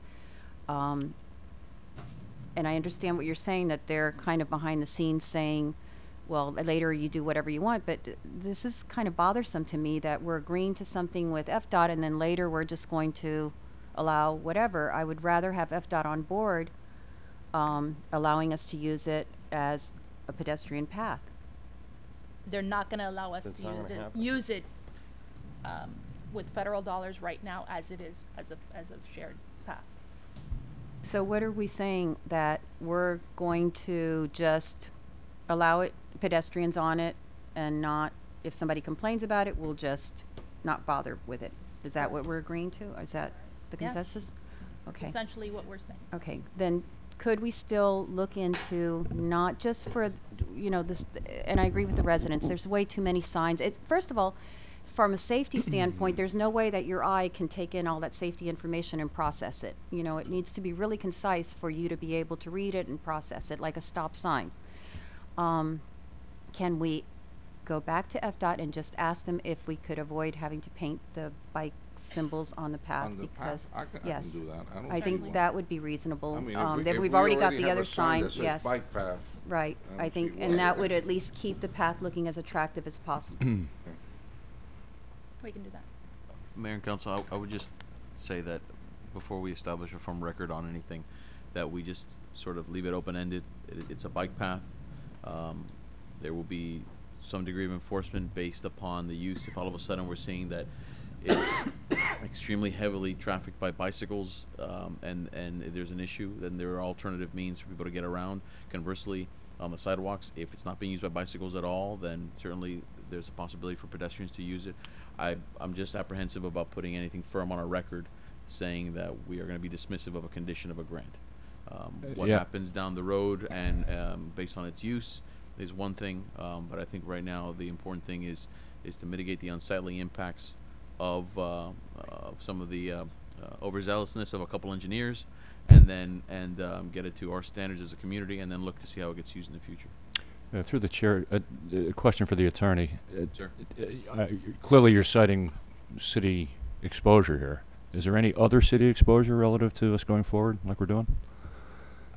I mean, I think that it's sort of the signs that were put up is sort of the equivalent of practicing defensive medicine from Sure. a municipal perspective. Yeah. We can put up signs that try to inoculate the city from as much liability as possible, as much liability as we have under sovereign immunity. And there's other things that potentially could be done to mitigate that. That's not to say that just because we take a sign down that automatically there's liability to the city. There's going to be other actions that are being taken place. So it's going to happen on a case-by-case basis, and there are paths across the county and across other municipalities that have limited signage, or maybe some signage at certain aspects of the trail, not certainly every block. So I think that William's done incredibly responsive job of trying to mitigate those impacts and working with the engineers, who ultimately didn't get their direction from FDOT, but certainly we're trying to follow along and take the most conservative position for the city to protect everybody around. Sure. But we know our community, and there may be some, we know the traffic that goes through there, and certainly some of the comments from the community or things that William reported to me today, that we know there's a lot of back and forth along Prince Field, but that might not be the case everywhere. So we're working with FDOT right now to mitigate not only the liability of the city, but what are the things that might cause the liability, which means pedestrian injuries. That's kind of what I was asking you. Right. Thanks, Danny. Appreciate it. Council, can I make one more comment regarding the sidewalk with the No, pink no, one? that's- Okay, we good? All right. Oh, did we establish that date yet, or do we want to do this Oh, or not? the date. Yeah. You Before we pick a leave it. date. You pick a Well, date, let's I'll do. tell You you. said the 14th. We want to do the 14th. 14th of what? December. December. That's this Wednesday, right? Is that This Wednesday? Thursday, and we have the seniors thing, and we Oh, we have the can't. Miami-Dade That's at 5. Community of That's at Cities. 5 o'clock, though. No, we can't be there at 5. Thursday, we have a League of Cities, right? Friday, because they haven't come. Friday? The 15th. Friday, we have Santa's parade, snow. That's at night, though. That's on the 16th, isn't it? That's Saturday. Oh. Saturday. That is Okay, Saturday. the 15th is fine. Yeah. You want to do it Friday? 15th is the, It'll take, what, 10 minutes? I mean, Right. it's just, As and long then as- it's open to the city. I mean, As long as it doesn't interfere Interfere with with what the he's- Historical Society's function. We're gonna have to. If we can do it earlier. We're gonna have to do a lap. We're gonna what? A lap. I don't walk. I'm gonna do it as early as Steve. Yeah. Wanna do it this week? What time you want to do? Let's. Yeah, there you go. Depends on how Yeah, that's loud right. they Bring your want. bike. Bring my Harley. I'm fighting with the attorney over Wanna that break your shirt earlier, with no and now I'm bikes. talking about walking. Yeah, no bikes. Bring my bike. You Want to do it 5 o'clock? I still think the best for convenience for everybody would be, there's a lot of things going on this next week. I think we should do it the weekend, the Friday after the first of the year, January 1st. I'm out of town. Are you? See, so there's going to be. Huh? Lights are up. We're ready to go. All right, we want to do it Oh, yeah. Friday? Friday, Friday, okay. 1700, 5 o'clock. Friday Is that at good the- for everybody? Before it gets dark. Well, that'll be No. right at dusk. Or Friday at just before. 6:30. No. 5, that's 6:30 's It has to dark. be 5 because What do they it's want? too Huh? dark. What do they want? It's dark. It's going to be dark at At 6 6. o'clock. Just so they don't start using it. You know, 5 o'clock. 5 o'clock. 5 o'clock, it won't be dark. That's what You we can't That's what light we it up. want. Yeah. I was out deer hunting and it didn't get dark till Oh, 6 Lord. o'clock. Yeah, but there's no lights Miami up there. 5:30? 5:30. 5:30, whatever. Is that good? 5:30. 5:30. Jesus Maurice. Friday. We're gonna do it right at the start by the library. Where we did the original Yeah, groundbreaking. right at the start at the library. Okay. Right at West right. Okay, we got it. 5:30. That's the 15th, Tammy? 15th? 5:30. Simple, very simple ribbon cutting. That's it. Yeah. That's it. Yeah. How elaborate do you want to get? You want mariachis and all that? No. I think that Oh, yeah. I don't. I would like to have Santa? had more of an opening on it than that, but you guys. You can have 2 of them. 5:30. All right, we go to Okay, so I'm thinking- 6A. We have November 13th regular council meeting, and 6B November 14th workshop meeting. Entertain a motion. Through the chair, a motion to move both Second. items, A and B. Call the vote. Vice Mayor Mitchell, Yes. Councilman Best, Aye. Councilwoman Zapata, Yes. Councilman Petrolanda, Yes. Mayor Bain. Yes, we go to discussion of the circle dedication to former Mayor John Cavalier Jr. I think we're going to talk about. First of all, I got to go meet with Miss Cavalier and told her why we decided to go ahead and use the circle. Her daughter and her family, they seem to be tickled pink about it. They came up with the idea of what you call a town clock, and they showed me some. I was at her house and they were showing me some pictures of a clock that maybe has the time on all 4 sides, and then maybe something underneath that says whatever verbiage you want to use for the words. And I said, is this all okay with the family and what we're trying to do? I explained to her that the path I expressed to the city council, I didn't think it was good enough, and she understood. I don't know how things get twisted around, but she understood what was going on. So that's that. So this is her idea, her family's idea of what they want to do. So I guess I'm proposing that we research to see what maybe what kind of presentations of the clock, or we can call her up and ask her to show the staff the clock, or I'll go to her house and get it and present it here, see what the cost is, and go forward with that.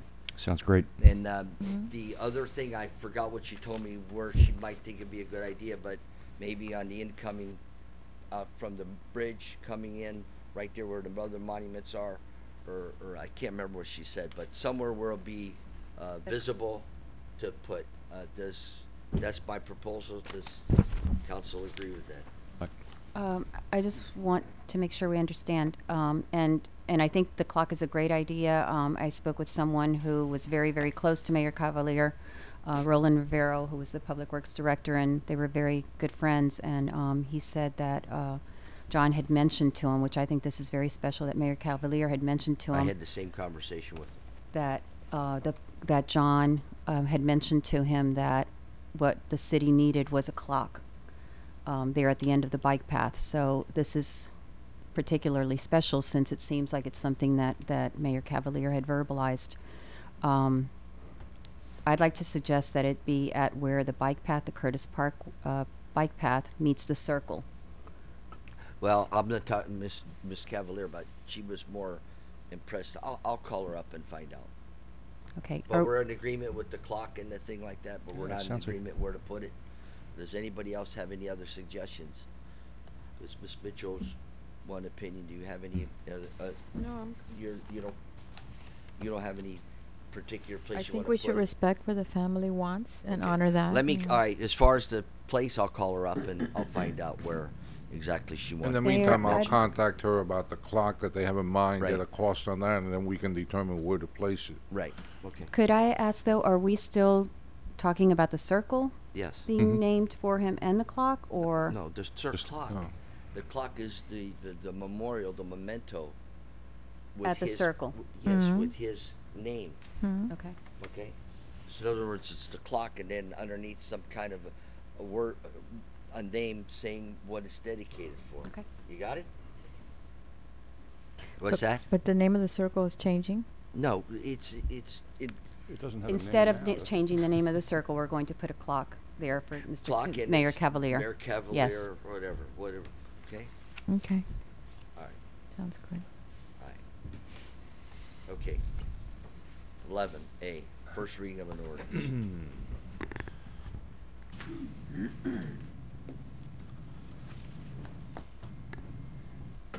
This is an ordinance of the City of Miami Springs, Florida, amending Chapter 96 of the city's Code of Ordinances by creating Article 6, entitled Vacation, Abandonment, and Closure of Streets, Easements, and Alleys, to provide a uniform procedure for applications for vacation, abandonment, and closure of streets, easements, alleys, and other non-fee interests of the city in the public right-of-way, providing for conflicts, providing for severability, providing for an inclusion in the code, and providing for an effective date. Based on what council and the city went through a couple of months ago with the alley vacation, Dan was looking at the ordinance and made some changes to formalize a policy for if this ever happens in the future. And Dan, I guess, or Heidi can go into the particulars of. Good evening, Mayor and Council. This ordinance essentially puts into law the process that the city has followed in past applications. Hey, Mr. Sodders, you can't do that here. You can't use them words. Please. Say a word, I Mayor. I saw what you I saw what you did with your hands. I just happened to look up and see you. Please have the decorum that was respect to be in this chamber, please. I ask you respectfully, please.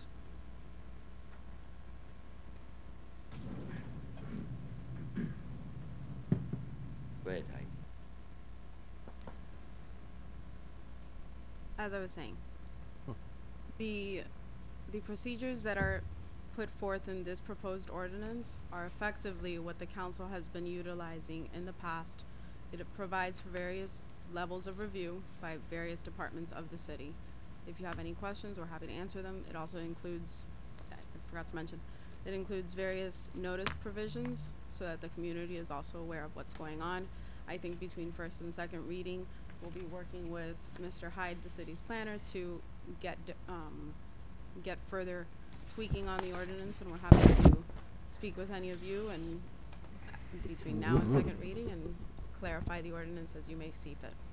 And Mayor, just one addition. As you recall, with 25 Deer Run, there were, before Deer Run, there were a series of alley vacations that occurred that were done without notice. They were done without payment of a fee. Sort of predated all of us. And we had just undergone a change in the variance notice requirements. So we went ahead and at the city's, on the city's dime, you implemented new notice requirements because we couldn't require the applicant to do them. But this formalizes that. And so across the board, we're trying to establish the same notice criteria for the various procedures so that it's not so people come to understand that when there's with a land use issue or a zoning issue like this, that there's going to be notice going out, it's going to be published, it's going to, the sort of establish that reliability of notice requirements for all these types of issues, and so that there's not disparate treatment of them in the code, so that, well, why did I get a notice for a zoning thing and I didn't get it for this thing? So effectively this formalizes a procedure that we had in place and also formalizes the notice requirements that we adopted following the change in the variance procedure. Are there any comments?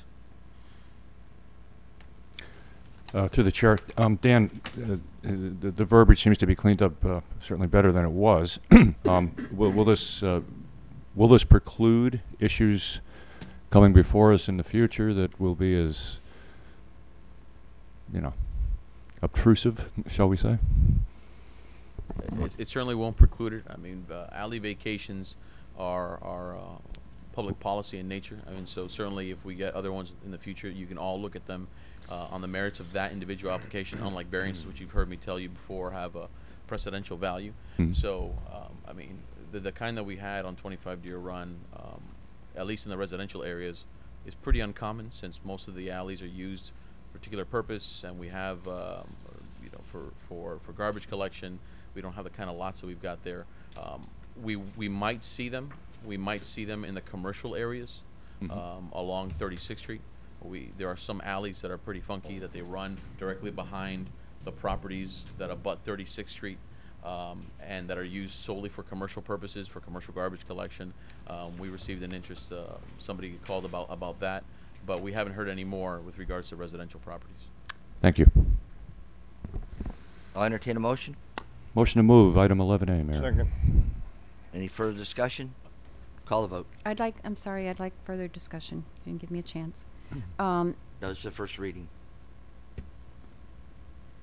May I ask a question? Sure. Thank you.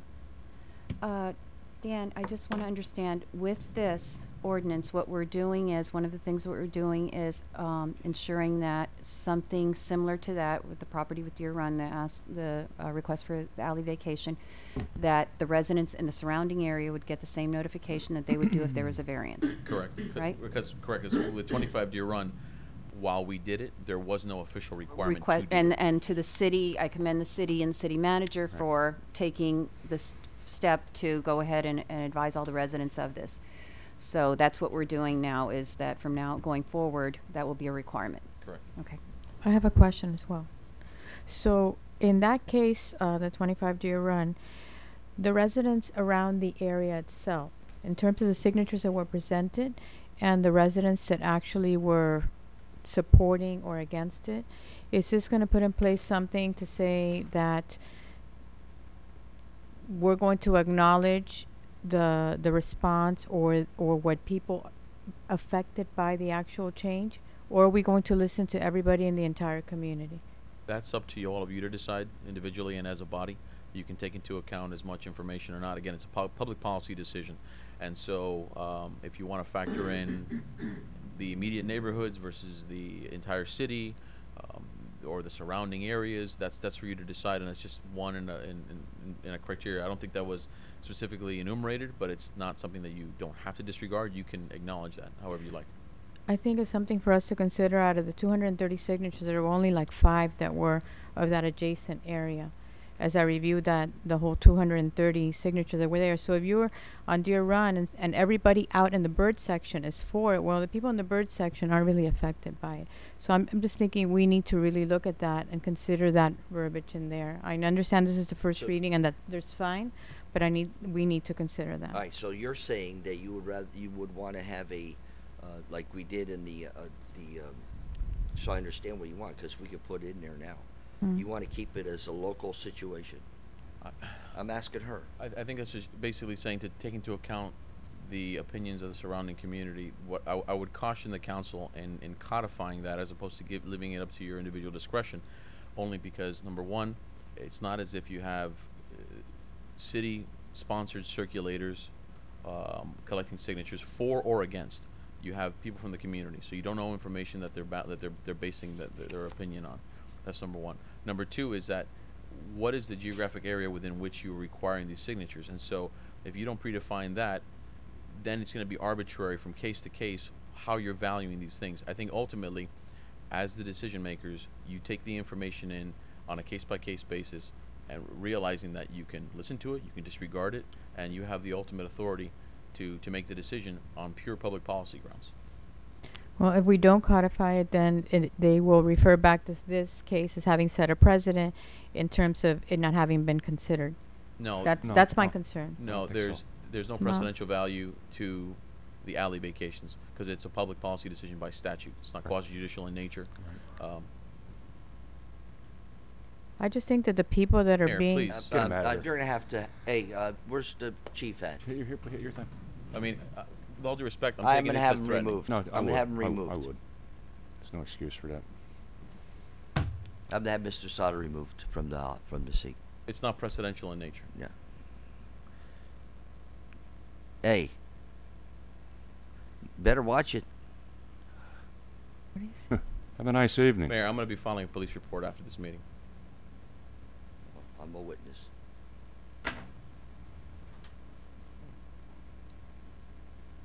Chief, you're gonna have to remove him. Get him out of here. He's Mr. leaving. Sauter. He's leaving. He's leaving. He's threatening the city He's attorney. drunk. Okay, I don't even know what I was saying anymore. Yeah, for sure. Yeah. He's not. I have no idea. He's not right.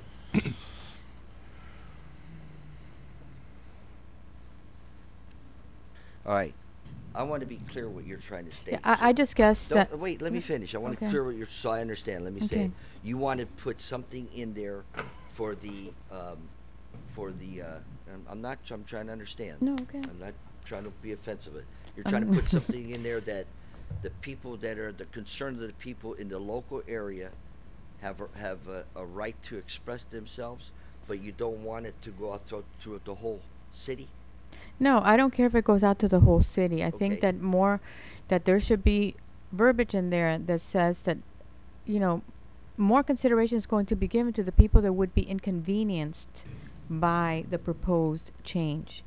Because if something's going to happen in my street, for example, and everybody a mile away or 2 miles away is related to that person or friends or whatever the case is, or they get to sign, then I'm inconvenienced and I have no say about it. Okay, so you're saying. That's what I'm concerned about. So you're saying that you would want the local people to make the decision, not not people that live, for instance, I don't know where you live, but your street, but I'm over there on Meadowlark. You don't want me to be involved in your. No, I don't want you to be involved. Okay, you don't want. So you're saying. So that's what I'm trying to say. Right. That's Okay. that is what I'm saying. Okay. So you want to go like we do? I understand that the city attorney being concerned about that verbiage, but the reality is that then, given this small community, we're like this little small town. We know that, right?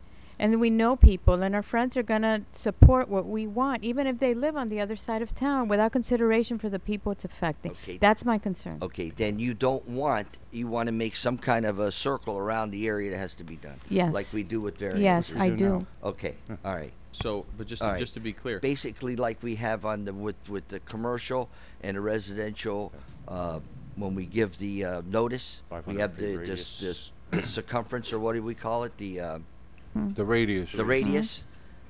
You want some kind of radius around the issue. Yes. so as a factor that may be considered as part of the deliberation. I would think so. That's what you're saying, Councilwoman? Yes, that should be considered because. Okay. Yes. Yes, I would agree with that. And I would love to meet in between would meetings agree. so I can have Absolutely. clarity on it. I mean, Yes. right now we have Dan. Right now in in this ordinance we have that we will provide courtesy notices to everyone within 1,000 feet of the property. That's more than we. Right? Is that what we're looking at? Then saying that only people within that 1,000 feet can. I'm just saying that if the people within 1,000 feet don't want it and the rest of the community nowhere near it does, that there should be verbiage in there to say that the weight is going to be given in terms of the decision to the people that are affected by Okay. it. Yeah, absolutely. Okay, I go with couldn't that. agree with that more. But I don't know how you want to. She's saying. Think about how you want to put it in. Okay? Yeah. But I agree. Okay? So we're going to put the motion, we're going to make the motion to pass it with that Caveat. that caveat or amendment.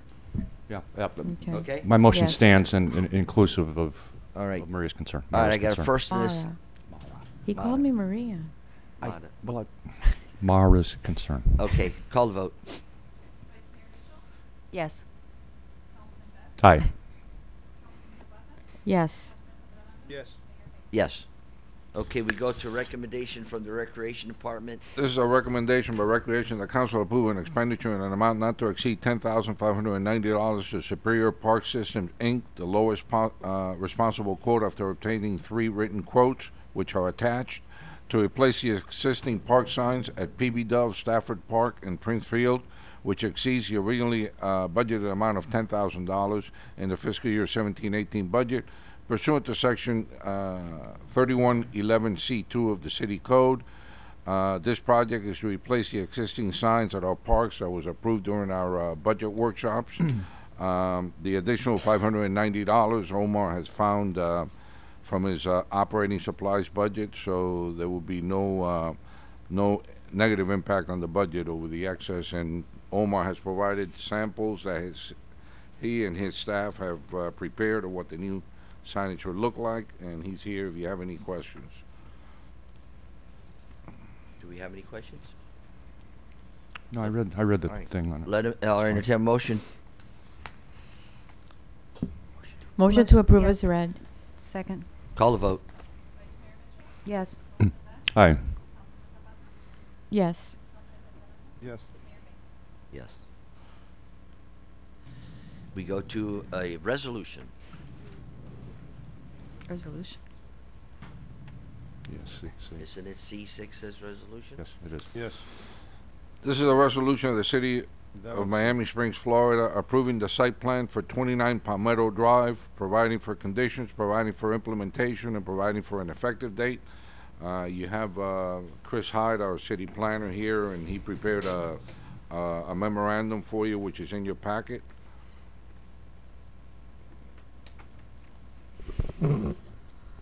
Mayor and Council, this is a quasi-judicial matter, so first thing I'd like to ask if anybody had what's called ex parte communications, that is speaking with the applicant outside of, and not staff on this particular item. You mean if we talk to Mr. Butler? Yeah. I have. Okay. I've spoken to Mr. Butler. Okay. Just put it on the record. I have not. I have not.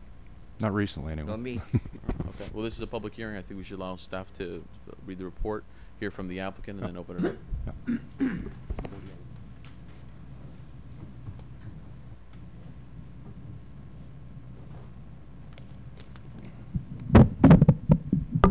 Mr. Mayor, Council, you will recall that you've seen previously a similar project to this that also did not require variances for the building or the site, but for the use that they were seeking to waive 3 variances to waive the requirement that there be ground floor commercial. That project was all residential. That project was approved by Planning and Zoning Board, was approved by City Council, was appealed by a citizen, and ultimately reversed by the council and denied. So the applicant has worked with his architect, going back to the drawing board, and created that ground floor commercial space as is required. So there are no variances for this project. It meets all aspects of our code, including height, setbacks, number of units, FAR, parking, and the minimum square footage for the residential units, and the 2-to-1 ratio between commercial and residential, no more than 2 parts commercial to 1 part 2 parts residential to 1 part commercial. And again, this project meets all those aspects of the code. And with that, we have recommended favorably with the 4 variances as listed in your staff report.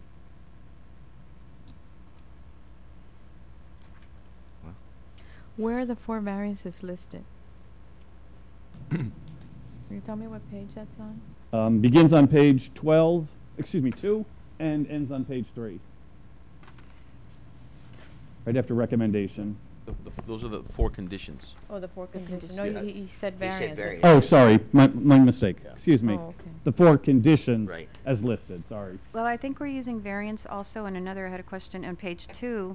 It's the recommendation is that the request for variance be approved. That was the earlier version. That was an error on my part. That was Okay, corrected. so and this is a site plan. that was resent, yes. The correct wording is recommended the request for site plan approval be approved subject to the following conditions.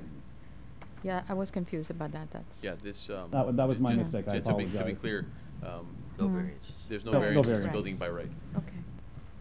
I used the template from the previous one since it was so similar, but unfortunately didn't catch the Okay. recommendation part. All right. So could you explain to me why, if there's no variance, the owner is building to the specifications that the lot is what he's allowed to do on the lot, right? He's not asking for any variance. Why are we approving a site plan? I'm not sure, quite frankly. I think we're I don't understand what we would approve. He's not asking for anything that he's not allowed to, is my understanding. And, our code isn't really clear on it. It certainly doesn't indicate that we have language on a variance and how those kinds of procedures are taken. In some cities, even a variance-free project will go to City Council for their approval. In many other cities, if it is variance-free, it simply goes straight to building permit. I'll defer to the city attorney in that, but I'm not sure this is really belongs in front of the council. But to be cautious, and particularly because there was a lot of neighborhood concern, I think just like we did with the alley, where we didn't have to send the notices, but we did. We felt that we perhaps didn't have to bring this to council, but would err on the side of caution and bring it. I think that's why it's here. Yeah. Okay, Well, Transparency, I think, is the word. Correct. It's very But popular up here. Historically, site plans have been brought But to. when it's not your turn, when it's not your Historically, time. site plans have been brought to City Council, and the code has a development review procedure for everything but single-family homes, so from duplexes all the way up. Our land development code, with most of it coming from the early 60s, is not the clearest land development code in the county. But effectively, they come in for a site plan. The site plan is a development review procedure where the Planning and Zoning Department confirms that development is meeting all our zoning codes. So setbacks, parking, driveway, landscaping, et cetera, et cetera, et cetera. Some city codes do have a number of criteria that the city council can further evaluate based on their knowledge of the community. And certainly I think that even though our code isn't necessarily as clear as others with regards to that criteria, I think there are some things that the council can consider, especially on a property that abuts or is a transition property between one district and another zoning district. And so, for example, something I talked to Chris before, which is not a condition that's stated right now, is if this property is going to be serviced by a private commercial garbage hauler. And so which is not the city of Miami Springs, and Miami Springs regulates when we pick up the garbage. And so if we wanted to regulate further when they can pick up their garbage, and say garbage collection, we require that it go between 9 and 5 p.m. So it avoids peak commuter time and doesn't affect noise and things like that. That's a condition you could ask for. But if it's not really backed up by the code, it's not something that you can condition further. But certainly, unlike a zoning, you could condition it if there's the code behind it. So you're based on Chris's review, I don't want to say that this decision is ministerial, because there are some conditions that you can factor, but you don't have the latitude that, say, on the alley vacation, for example, which is a public policy decision. This one is quasi-judicial. You got to follow the letter of the code. And in here in particular, since there's not anything outside of the code that's being requested, such as a variance, the city council's hands are effectively tied as to what can be requested or exacted from the applicant. Can we limit the type of retail or the type of commercial businesses at the bottom? No, that's not provided for in our code, and I would caution the council on that. I mean, the limiting factors in the code are what are currently permitted or prohibited in the central business district. Right. Right. So on what basis would it be valid for us to vote against this? I'm just curious as to against it? Right, to deny it. On what basis? No, I don't, without... So this is more cursory of just... Again, I don't want to say it's cursory. I mean, you do have professional staff that have reviewed it for technical specifications, relieving you of your, necessity to do that.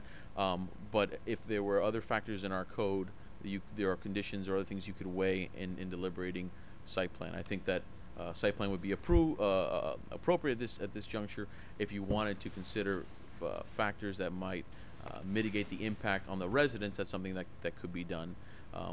But other than that, at this point, I don't think there are sufficient grounds on which to deny it. Okay. Did we do a similar to the variance and what we're going to do with the alley vacations, because it's just a site plan vote? The residents in the area haven't been notified Yes, of they this. were. They have. Or They have were. they? Have they been notified? Yes, they of were. this? We did a 500-foot radius Yes, we did. notice. Yeah. All right. And it was advertised too in the paper. Correct, twice. Which didn't have to be done. And no response, not through my office anyway. But it didn't have to be done. We did it as a courtesy. Right. Correct. The 500-foot radius notice is for variances, not for But we did variance-free this as a projects. courtesy. But again, to err on the side of caution, Right. we When were the notices mailed out, more or less? Within the past week, 2 weeks, 3 No, it's weeks? about 13 days. It's 10 business days prior, and I believe that was the 10 business days prior would have been the Friday after Thanksgiving. We were closed that Thursday and Friday, so I sent them out that Wednesday. We try to keep it a good, not too far before, so they lose track of it, and certainly not too close to it, so that people are caught unaware. Okay. So it was about 13 business days prior. Are there any other questions, or do we need it? Can I entertain a motion now? Or I would allow the applicant the opportunity to say anything he might want to say. Open it up to public comment, and then you can entertain a motion. And November 20th was the date of the mailing. Yeah. Go ahead, Mr. Butler, if you have something to say. I don't know. Just real quick, we took into consideration all of citizens and their anxieties about the last project. which I thought was more in tune for the transition, but took it in. It did exactly what the code allows. 6 individual units, condominium style, and 3 commercial. All the parking spaces required, handicap, setbacks. So I've already got a lot of people that want the project, that were retirees looking empty nesters to have a place in Springs, and I've got a lot of demand for it. I'm just waiting to go ahead, and hopefully you guys can go ahead and approve it. Okay. So. Anything further? I have nothing, sir. I entertain a motion. I'm sorry, Mayor, can we just open up for public comment in case anybody wants to speak on it? Who's public comment? Anybody in the audience? It's a public hearing, yeah. It's a resolution. I know, but it's still a public hearing. Well, Site plans are... Then next time somebody put on here, public hearing, so we know that it's public hearing. Anybody want to speak on this issue? Sure, sure.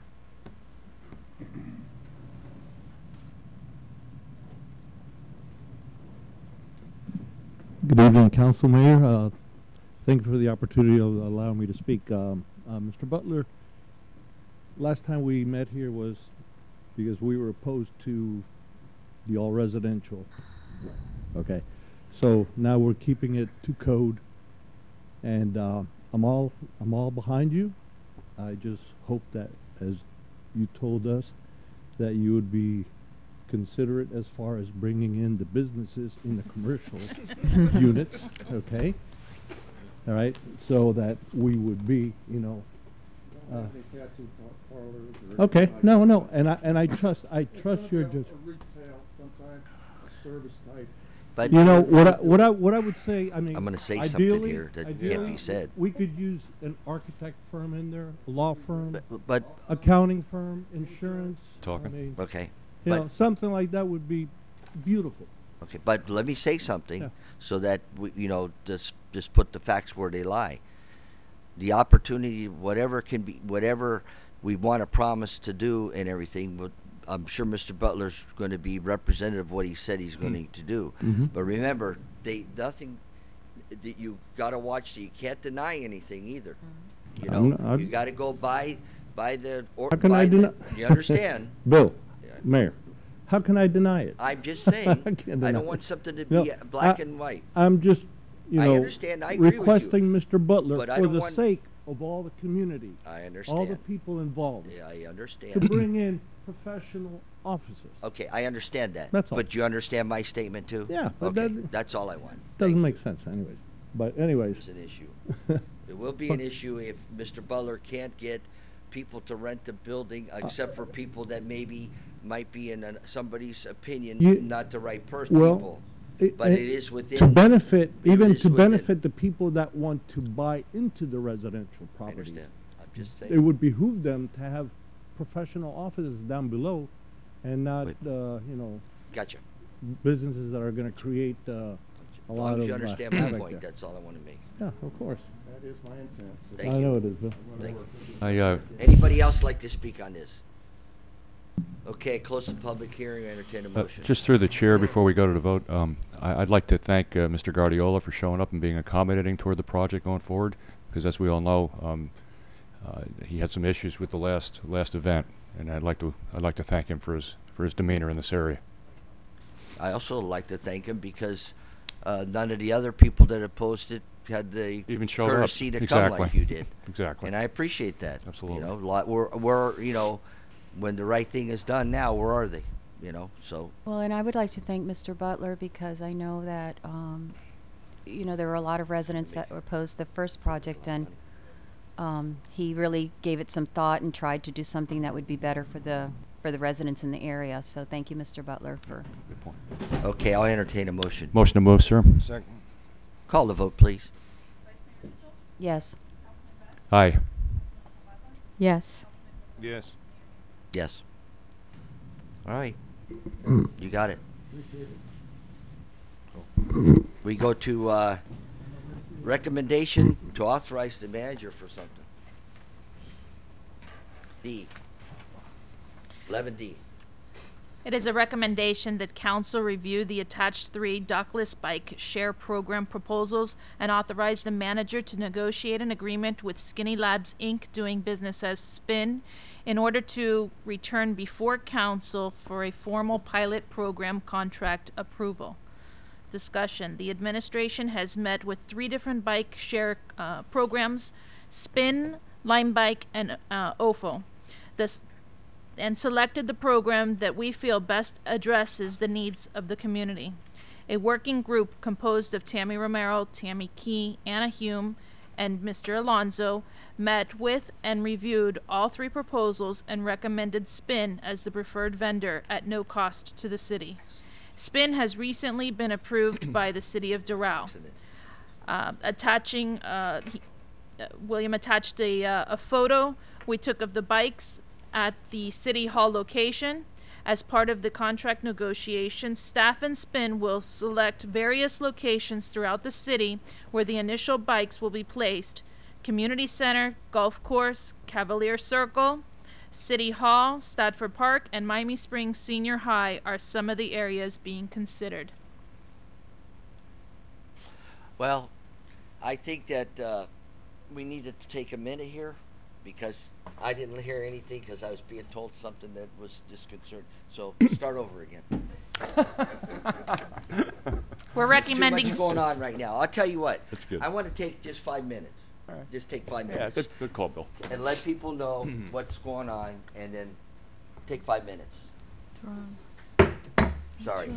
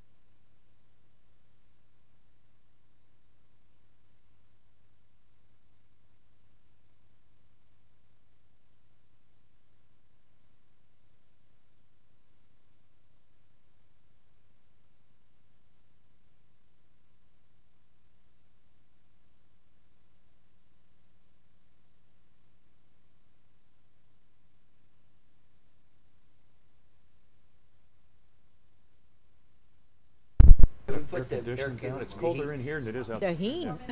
You're such Florida people. Maybe just the air conditioner. Look at It this. Right? I got to Am I like wrong? take out Listen all to my her. I just went Florida people, outside. she's It's dressed colder like in she's here in than it New is York Times outside. Square. Listen, I gotta take my stuff out. Huh? Erica's hoping the meetings go Yeah. I gotta take my stuff out when the weather calls for it. That's Okay. rare here. All right, Tammy, go ahead and we're on, right? Erica, we're on. Really read the memo Start- over well, again? start the essence of it that you have. I think you said Discussion? this is the agreement. This is the people you picked, correct? Okay, To so negotiate the contract. yes, so basically this is a recommendation that council review the attached three proposals and authorize the city manager to negotiate an agreement with Skinny Labs Inc., doing business as Spin, in order to return before council for a formal pilot program contract approval. Okay, so we're gonna allow you to negotiate with Skinny. Skinny what? Spin. Skinny Spin. Spin. I know they're Give it here one now, here so before. Skinny Skinny Spin. Labs. Right? Okay. Skinny Labs. Do we have a motion? Go ahead. Just real quick, Mayor. I reviewed the agreement. Effectively, the only thing left to do with Spin is to figure out the rollout and work with Public Works. So, but this evening, with your approval, we could execute the agreement, do that workup, and not have to bring it back to you next time. You'll hear about it when it gets deployed. Okay. All right. So we're going to make a motion then. I'd please. like to make a motion that we allow the city manager to negotiate with Second. Skinny Labs. This is a great program. And finalize and execute. And finalize and execute for dockless bike share. I'll s- Second again. he seconded. Okay, call the vote. Vice Mayor Mitchell? Yes. Councilman Best? Aye. Councilwoman Zapata? Yes. Councilman Petrolanda? Yes. Mayor Bain? Yes. Good luck. Hmm? Keep the bikes away from my house, though. Bring them over to mine. It's over to mine. Thank you. Mayor, Okay. my understanding is that the spin bikes only go to where people want to go. So, I know somebody wants to go to your house. Just don't talk with me, man. You can't beat me. I'm the gingerbread man. Don't talk to me. Hey, Bill, you're going to wake up one morning and be 6 bikes in front of your house, man. You know, they want to trash talk. They can't. You can't beat me. I'm telling you, you can't. Okay, discussion reducing or golf. Reduce free golf Free rates golf for for seniors. seniors. During the last council meeting, Councilman Petrolanda requested that the city offer seniors the ability to play golf at a golf course at no charge. I do not know of any golf course in Miami-Dade that offers golf at no charge to anyone. I'm sorry, this is a memo from Paul Odell through me to council. My recommendation is as follows. Available, bullet point 1, available to seniors defined as 65 and over, only Miami Springs residents, Monday through Friday, anytime at a rate of $25 plus tax. The regular Miami Springs resident rate for those times is $40 and twilight is $35. Bullet point 2, on Saturday and Sunday at any time after 1 p.m., the same rate of $25 will apply. At these rates, we're only charging the senior citizens enough to recover the cart fee expense. There is no green fee charge. As an FYI, International Links, Mel Reese, and the county give a 10% or 20% off their posted rates. So what we're proposing is a little more generous. And Paul has been a trooper. He's back there tonight in case you have any questions about this. Is this for all seniors or just Miami Springs seniors? He said just Miami Springs. Okay, Mayor. and what is senior age? 60, He 62? just said 65. 65. Okay. I'm Mayor. sorry, Mayor. No, she just read it all to. I'm just saying, he read it all to you. 65, they decided, and only Miami Springs seniors. All right, may I ask questions? You do always do. Thank you. You're asking the question. Thank It's you. already been answered. But go ahead. Can I continue? Sure. You sure? Well, does anybody else have anything they want to say? I do. Go ahead, Jaime. All right. Thank you. I'll go ahead. No, go ahead. No. Go ahead, Jaime. I will wait for you to finish. No, I'm gonna wait for you to finish. No, the mayor started this, so you go ahead. Oh my lord. We're gonna play this, huh? Yeah. You know, I usually give Finish your detentions for this kind of I'm behavior. gonna let her finish her thought. I'm just saying, you know. I usually give detentions. Right. That's All right. funny. That's funny. I have nothing else to say. Go ahead. Okay, I do. Oh, there you are. Now, when I envisioned this to implement the same system that we have at the aquatic center and at the gym, where it's only Monday through Friday, I think, and it's from like 8 in the morning or 9 in the morning to 11, where they go for free. Okay, I'm sorry. So is the senior center and the other two.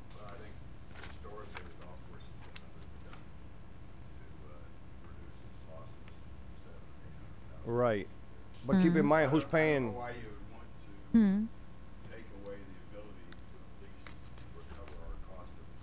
Let me finish. These are the seniors that have been paying for this golf course for years and years and years now. So let's keep that in front of us and be aware that these are not just seniors that just came here, haven't paid for this golf course, and cover the cost that you were referring to, Mr. Odell. The other one is maybe $25 is a little bit too high. I don't think the gas that you're going to burn there is going to be $25. If at the end of the day the rest of the council likes this plan, I definitely going to vote for it because this is better than what we have now. Don't get me wrong. But I personally would like to see them free Monday through Friday around that time that I said. And unless there's an event like a tournament or something, then obviously that's not a go. Or if there's a holiday that you're going to expect a lot of people. But maybe a pilot program for like 6 months to see if we have like 20 or 100 people showing up, then we have to think it over. But if it's 1 or 2 or 3 or 4 people, it's a different story. And I want to make it clear here, Mr. City Manager, no one has asked me to do this. No one. This is something I want to do for our seniors. All right? That goes for you too, Mr. Odell. No one, no resident, no one has asked me to do this, bring this up here. This is something I want to do on my own because I want to, like I did at the aquatic center and like I did in the gym, I want to do it in the golf course, if possible. If not, if the rest of the council here doesn't agree, then $25 is better than what they got now. I just wanted to say that. I think that what you are proposing is very altruistic, no question about it.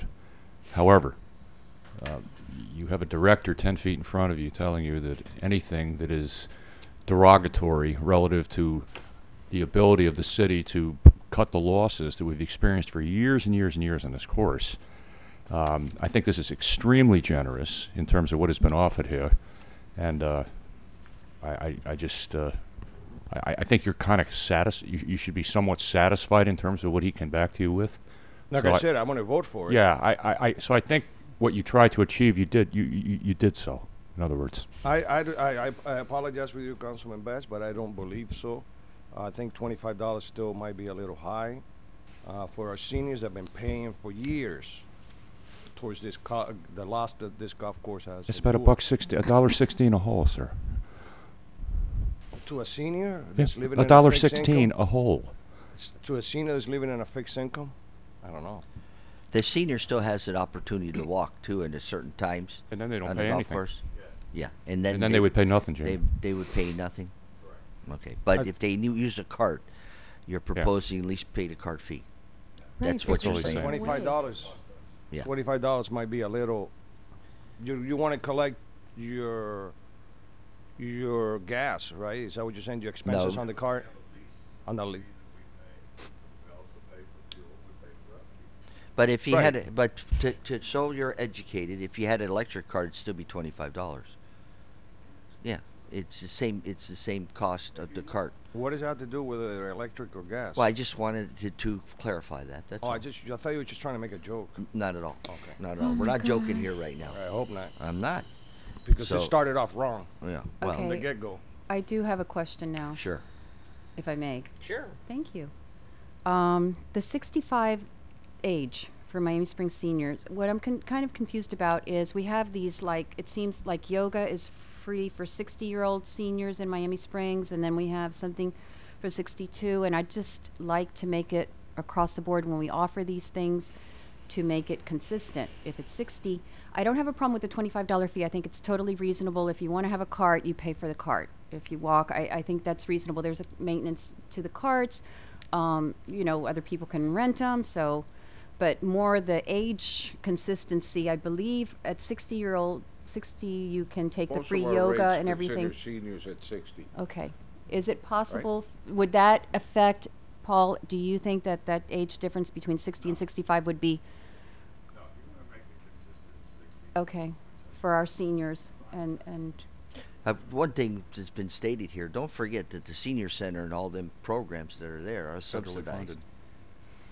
We subsidize that through federal or That's correct. federal. Yep, absolutely. It is subsidized. That's the thing I, that we give. I understand that. I think it's But just this- but confusing. the golf course is not subsidized by anybody for anything. So when we keep making the age problem about 60, I don't have here nor there with it. But I mean, when we keep stating about the seniors get these things at the senior center, their food, that's subsidized through a program. Okay, but we're still talking about Miami Springs, what we're calling Miami Springs seniors, the seniors in our community. If you think that that isn't a substantial impediment to your revenues, then I would like to see it at 60 Okay. with the $25. All right, make your motion that you wanted to make the motion that whoever wants to make the motion that it'll be 60. Go ahead. I just have a question, and this is to the administration. We have ordinances from 77 and from 79 that talk about, this is 9504, resident senior citizens recreation fees. Again, it's recreation fees. It doesn't specifically say golf.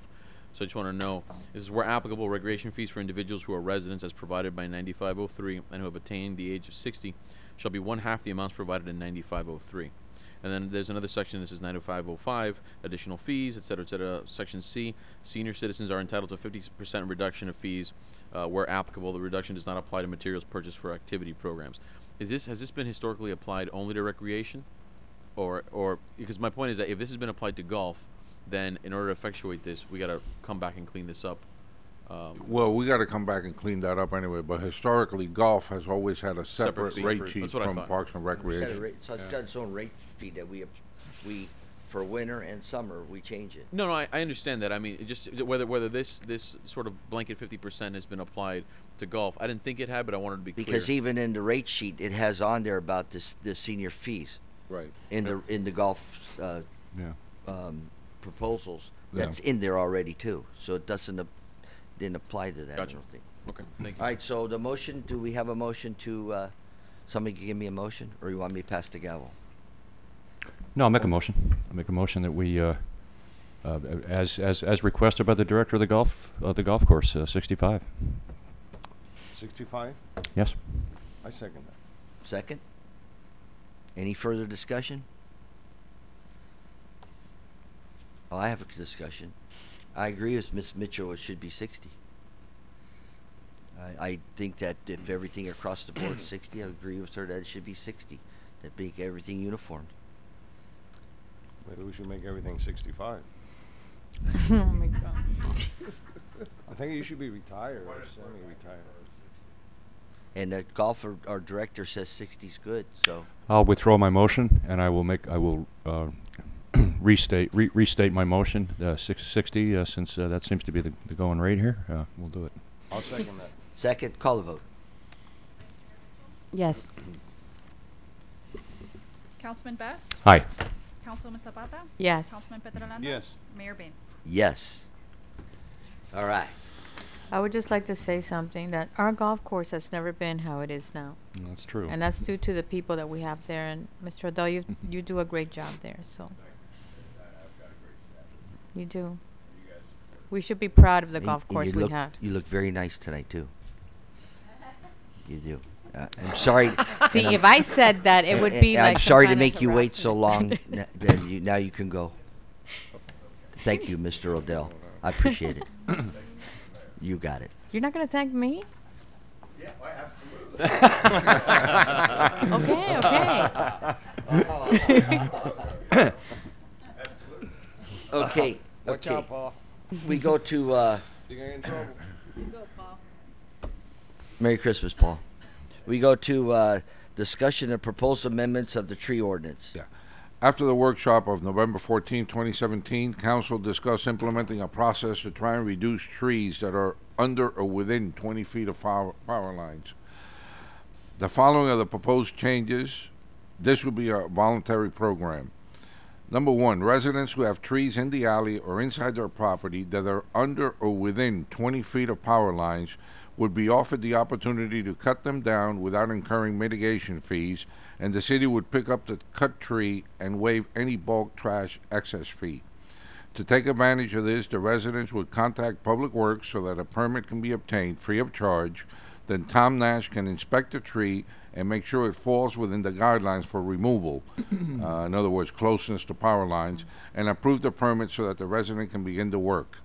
Number two, prospectively, the ordinance will be amended to say that any new tree planted on private property would have to be 20 feet or more away from power lines. I believe this is a summary of what was decided. If council has no changes to this process, I will ask our city attorney to draft the proposed revisions to the tree ordinance for first reading at the first January 2018 meeting. I have a question. How are we gonna enforce that 20 feet away from the power line? Is that something, is that enforceable? Sure, Yeah, but we it- pass an ordinance, of course.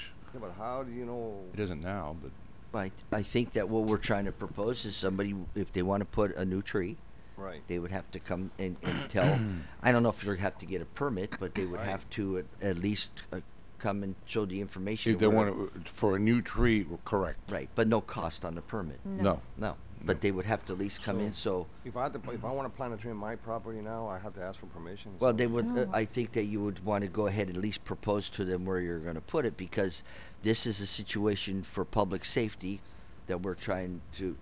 I'm not against it. I'm just trying to Yeah, figure you'd how have to- this is it. you'd How have- we're going to enforce this 20 feet That's from how. a power line. Yeah. It's like, yeah, I think this is an attempt to mitigate what we've just experienced here a couple months ago. Oh, I hear you. I think it's with good reason.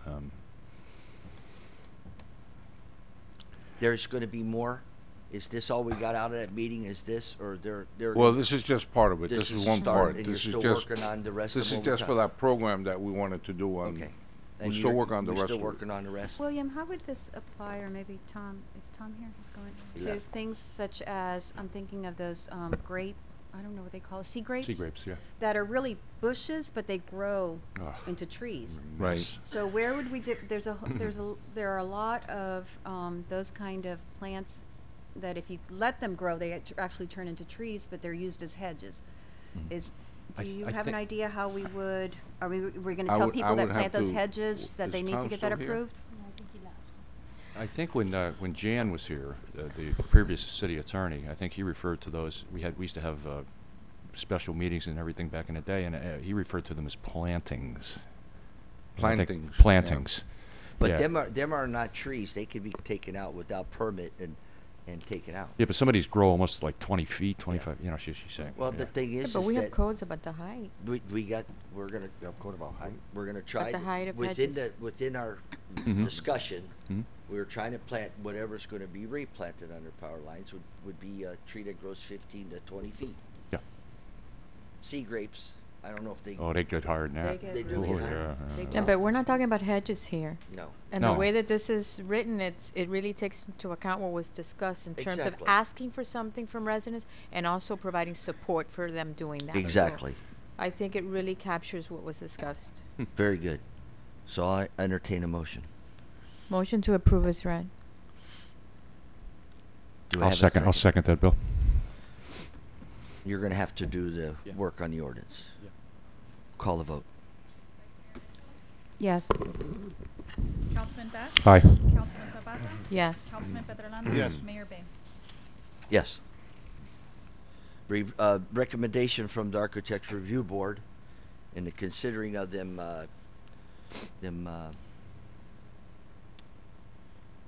shipping containers. The Architectural Review Board reviewed the recommendation by Ms. Canero. Marian- Yes. And they had agreed to recommend to council to move forward with a proposal of an ordinance to allow shipping containers in certain business districts. It's for your consideration so that staff can receive direction from council to bring back an ordinance. You say certain business districts? Yes, it's isolated in the central. Oh, okay. When this was discussed, when this was presented, the company doing the presentation said that they had two types of these containers. One were permanent installations and one were non-permanent installations. Did the Architectural Review Board refer to either? Are they recommending permanent? It looks like they're recommending permanent installations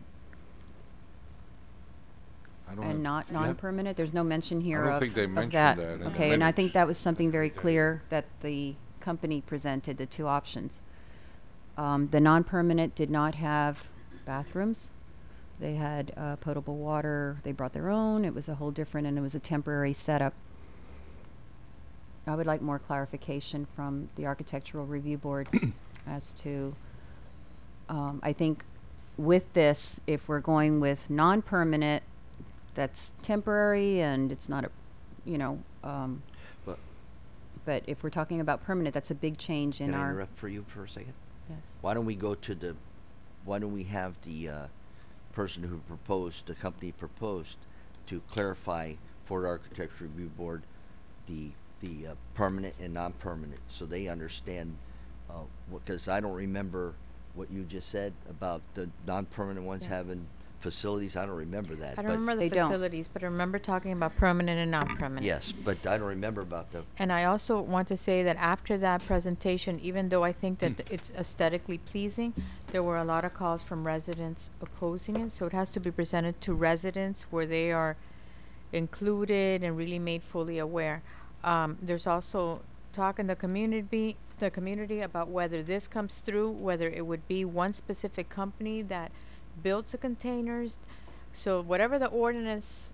Oh, it has to be open to everybody. Yeah, it has to be something that's really well written and takes into account all of these concerns that people have. So But- for clarification, I'm sorry, you want this to go back to? Yeah, well, first of all, I think we got to contact the company and clarify to distinguish between the portable and the permanent, so that the Architecture Review Board understands that, so that they can make a proper decision. As a matter of fact, I think that the person should make the presentation to the Architecture Review Board. I believe she was there. Oh, she was. Yeah. She was there. Well, Yep. did she make the She presentation? did, and the presentation that she gave to the board is included in your packet. Yeah, but Yeah, it's right here. But my concern is that the Architectural Review Board didn't come back to us specifying the two. They're very different installations. Whether they felt across the board that both would be acceptable, or whether they're leaning toward one and the other. I have big concerns with a permanent installation. Okay, let's put it back to them and Clarify. clarify Yeah, that's a the good questions to the We councilwoman. have people here from Enzo. Oh, they're here? Yes. They're not the same. Oh, that is her. We're just cold. You didn't dress up like your presentation. You look like a teenager spying on the city council, which you are, aren't you? Do you want them to speak and clarify anything for you? No, I'm clear on the permanent and non-permanent when you did the presentation. I understood that. What I'm not clear on is with the Architectural Review Board, what their recommendation is. All right, I'm going to ask her the question while she's here. Just one question, so we make sure in my mind. The non-permanent ones, do they have facilities in them? No.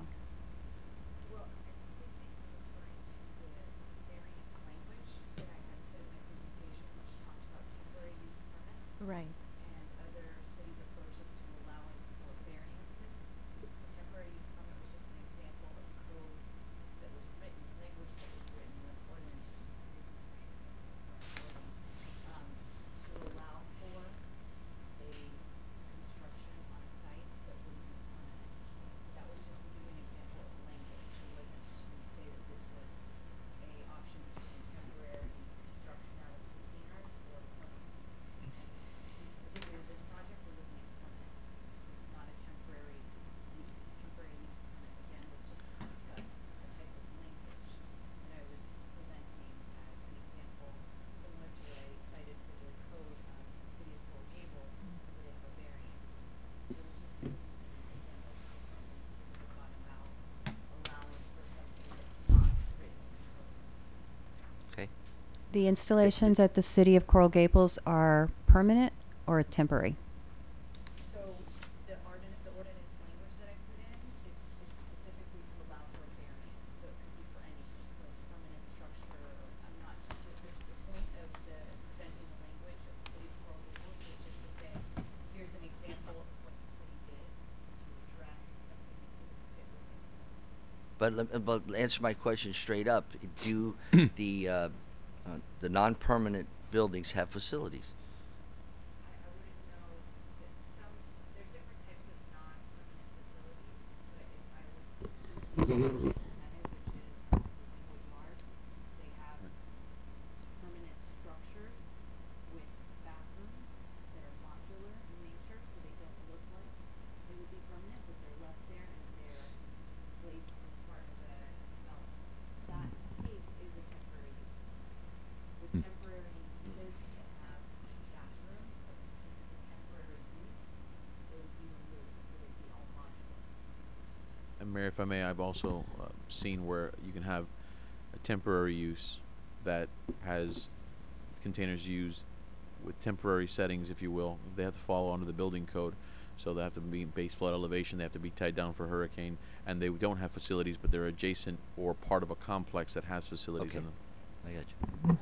All right, so we're here tonight to this Architecture Review Board. We're here, thank you.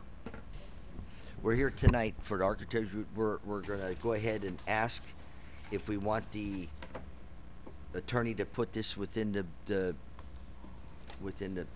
code. Is that what we're doing here? Now, do we have a motion to do that? I would like to step back and say that before we go that far, I'd like to put this out to the community more and get their input so that we don't get ourselves into these binds that we've gotten to in the past where all of a sudden we go with something and we hear from the residents their points of view. I'm just wondering, has anybody been to one of these buildings? I got really Yes. close on Sunday. It was No, just they're too much they're very traffic. nice. They're very nice. But there was major concern. I got a few things that people, I guess you've got to go ahead and understand that you get emails and you get complaints, but that's 3 or 4 people. But I think if we I think that you can go ahead and put out a public information about it. I don't have no problem Right. with that. I'd rather do But- that before we proceed. But how would you like to advance that? How would you do that? How would you do that? Well, here, you know, I mean, the question becomes, I mean, sort of, is the city going to be doing a town hall so we don't have a policy yet. All we have is a concept. And so normally, maybe this is the step that occurs after an ordinance has already been prepared or after at least a conceptual policy has been prepared so that there's something around which everyone can have a centralized discussion. Because if not, then you have... I agree. In other words, you have to have a proposal for people to understand what it's all about. Right.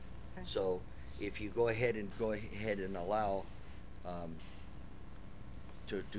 go ahead and allow him to write the code the way he wants to present it, then we could not vote on it, but then we can go ahead and present it to the public. Right. So I think we should vote to allow the code to go forward and get the presentation and then show the people before we make any decision on it. Do we have to vote or Okay. can we do it in consensus? Right, huh? Do we Can need a do it in motion for that? consensus? Yeah. I make a motion that we move forward, that it be written and presented. Okay, let's have a second. I'll second that. Call the vote. Yes. Councilman Best? Hi. Councilman Zapata? Yes. Councilman Petralanda? Yes. Mayor Payne? Yes, and clear that this is not anything going into state for the record. This is not going in any. We're not putting containers in yet. We're just going to go ahead and get it to present what might happen.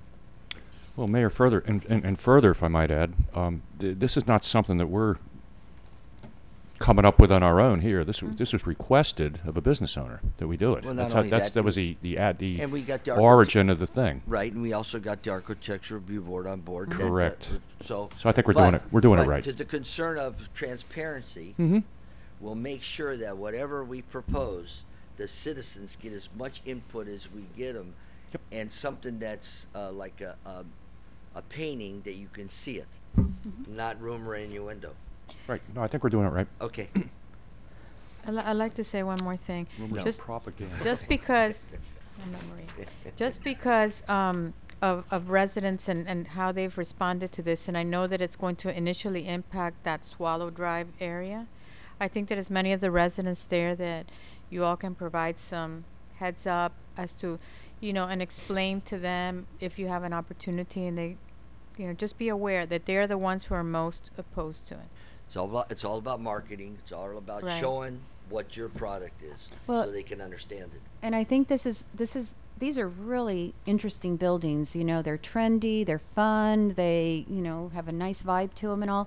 I think the concern is going to be with residents as far as whether they fit in with Miami Springs, and we want to make sure that they feel that they fit in with, what we have in Miami Springs and what they see as their community. Okay. Well, some of We the go some to, of the residents that I've spoken to, Bill, if I just might real quick, Mayor. some of the residents I've spoke to on this matter Mayor. are concerned with property values relative to it. Yeah.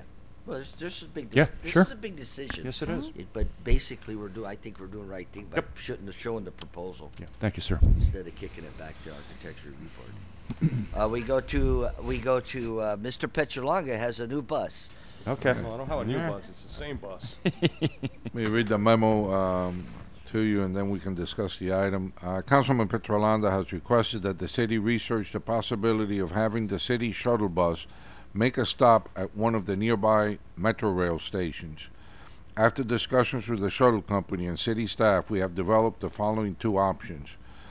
Number one, the city could add one additional stop to the current shuttle route that will go across the bridge and stop at the CVS store in Hialeah and then onto the Hialeah Metro Rail station. This additional stop will still allow the current 1 hour loop time to be maintained without eliminating any stops from our current route. The second option is adding a stop at the airport Metro Rail station by the new rental car center instead of the Hialeah stop discussed in option 1. This option would increase the loop time to 1.5 hours from due to the traffic on Lejeune, while maintaining all of the stops we currently have in our route. A final option, which depends on the city getting additional funding through grants or county funds, involves the addition of a second shuttle bus in order to achieve what Mr. Petrolanda has called the last mile four-city trolley connection, as shown in the attached PowerPoint presentation. This would connect Miami Springs, Virginia Gardens, Doral, and Hialeah, and providing access to 3 Metro Rail stations as shown in the maps. This option would also include the possibility of overnight parking at the golf course stop for a limited number of cars for those users wanting to go to the airport metro stop. In the event that we are successful in getting funding for a second shuttle bus, we would come back to council with a recommendation for this option. At this time, staff recommends going with option 1, since this is the option that would not cause any disruption in the current schedule. This route change would be a pilot program for 6 months, at which time would get ridership information to see if the new stop is being used by our residents. If council approves this change, we will submit the new route map to CITT for their approval. They have already informed us that our shuttle can go outside the city as long as no more than 30% of the shuttle route is outside of the city limits. And I don't know if you've had a chance to go through the PowerPoint presentation for Councilman Petrolanda's for what's called the last mile four city connection. That would be great to have and great to do if we could get the additional funding, and I know he's working hard on trying to I get think county and state funding for it. And also the fact if we could get the other cities involved, where their stops are within our 1.3 square miles. That, I mean, besides us doing all the work, maybe Hialeah, Medley, and Doral somehow could coordinate a stop that's within the radius of our bus. That would be the approach I would look at instead of looking for funds. So I'm gonna give them guys a call and see what if they'll come up. But Mayor, I've been. Let me give you a little history about this. So I've been doing this for the past 3 months now. We've been at it. I want to thank William and Tammy and the whole staff because you saw the presentation we made. So we've been working at this for a while. Finally, we brought it. I asked them to bring it up to you all to see what direction we go because it doesn't seem like the $150,000 is as easy as I thought it was going to be to get. Now I went with William to Commissioner Sosa's office about a month ago to request for the funding for the second bus. They have a different plan. The county has a different plan. Their plan is that they want to look at the entire county's bus system and they want to reduce some of the buses and move them around. But I think that's going to take a year at least. This is something we could do right away. I spoke to Commissioner Bobo. He's on board with it. He likes the idea. He was here at the Halloween the event that we had. Him and Commissioner Bobo came, and Renee came too, and our Senator Garcia came. I spoke to them about it there. Rene Garcia told me that he was going to be able to get us the money for the additional bus, but it would be after the session. He was going to try to put it into the session this year. But I told him that was going to take too long. This is something we can do tomorrow. I mean, we're going to. You're talking about option 1 or 2.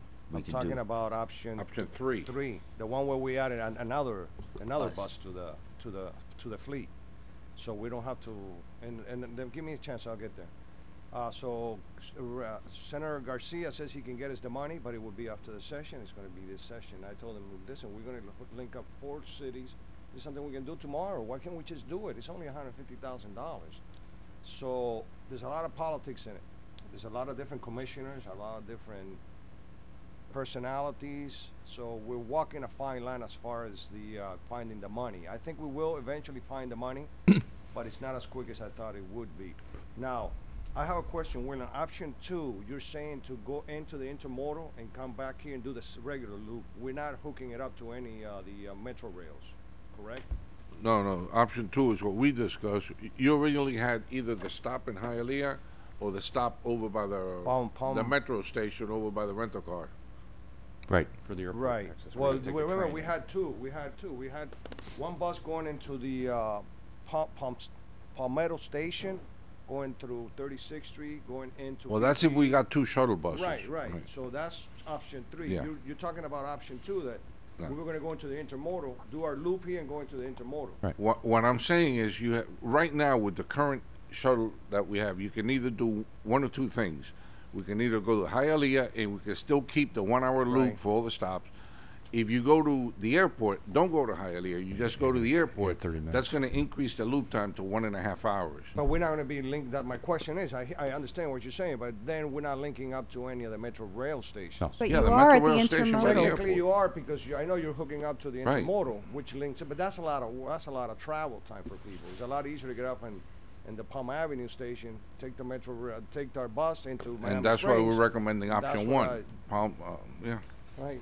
So I'm not sure which one of these. I think we should do one because right now all we're doing, our bus is just going around the city. And let me tell you how this started. This started because I'm part of the League of Cities Transportation Committee, and I was in a committee, and that's one of the things that Dade County asked us, what do your buses do? And I'm scratching my head and saying, our bus just goes around our city. So they asked us all to see how we can link it to a Metro rail station. And that's when I came back and I spoke to William about it, and I've been working at that for about 3 months. And and it's just going around. I think we should link it up somewhere, and then if we get the additional money, then we add the second leg to the thing. But I think All right, we so should you're gonna go. For right now, we'll try option 1. That's not the one I like, but yes, I think that's the Okay. one that makes sense. Councilman, first of all, I want to commend you. I think this is wonderful for connectivity for our city. That's something that, is just, need. we really need. And so this is great. And also to the Metro Rail, which then allows not only for us to connect to other places, but for other people to come Exactly. visit Miami Springs, and come for a day. And now they're gonna get on the bicycles. Yes, exactly. So this is just wonderful. But I'm just wondering, the Okeechobee station was never considered? Because of the traffic, I think, Traffic. Tammy, right? The traffic. And- Because that's and- the closest station, The train, technically to us. And the train train. is there, Train. and it's gonna. Okay. That's why we never thought. It's a great idea, but we never thought of that. And then You did think of it. It's just that. Just didn't. Yeah. Well, we right, thought right, of it, but right, we right, didn't think But it was right, right. logistically, Yeah, it made no doesn't sense. work. Okay. And the other thing is that, like Tammy said, she brought it up to me, the fact that our seniors right now don't have a pharmacy. So that route would be great because we stop right in front of CVS. And right by Publix. There's another drugstore in there. So that make more sense. That's not the one, I'll be honest, that's not the one I'm pushing for. I like the one where we go to the Palmetto Station, because that's the one that's linking in 4 cities. To Doral. Into Doral, because and then our kids can get into this bus, go into Doral and go all the way to FIU for free, because Doral has a trolley that goes right into FIU. So they can take this system and go into FIU, come back, and don't have to take out a car. You know how many cars we're going to eliminate by doing this? Only with $150,000. What would be the impact of the extra half hour to do that? The option 2. Well, no, he's not talking about Palmetto now. The option 2 is going to the airport. Oh, okay. And going to the other station. You know where you All right, pick it? okay, I got it now. Okay. No, but you know where you pick it? You pick it? Just Hialeah. I pick it. You pick it.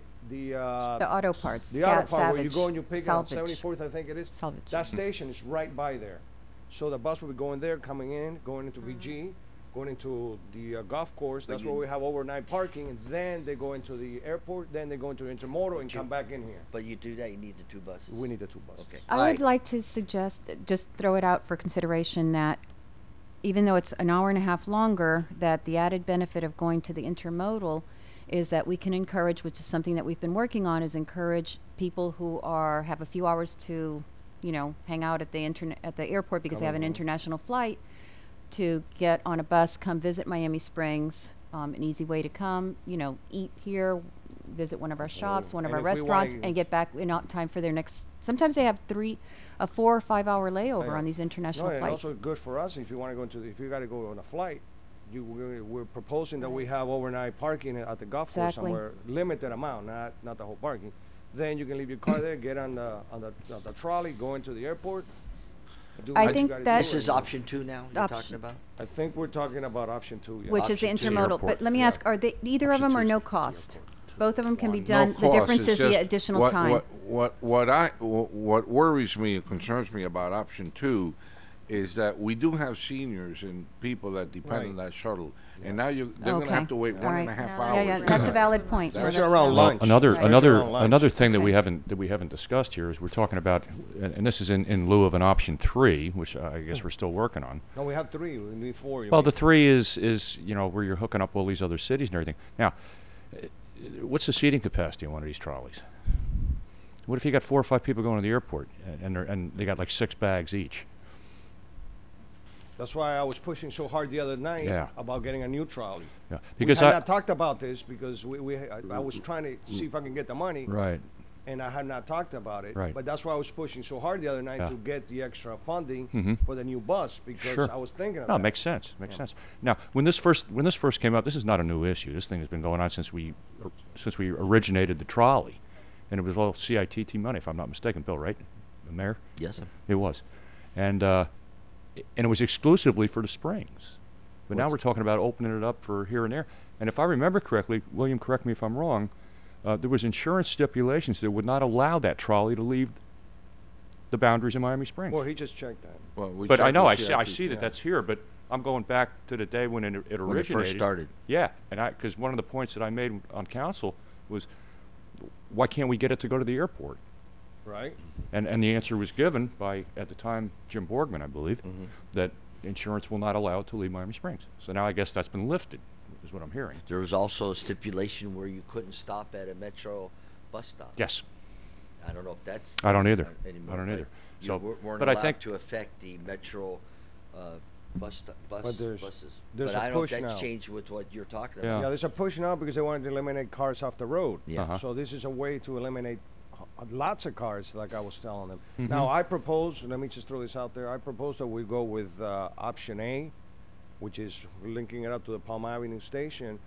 And you told me the other day that perhaps I'll throw it out to everyone here, help us find 150,000 so we can have the second loop going into the Doral, not the Doral, and the 36th Street and linking up all these stations. So you're saying right now that we're going to do option 2? No, I'm not saying no. I say we should do option A. Option 1. We're It's doing a option 1.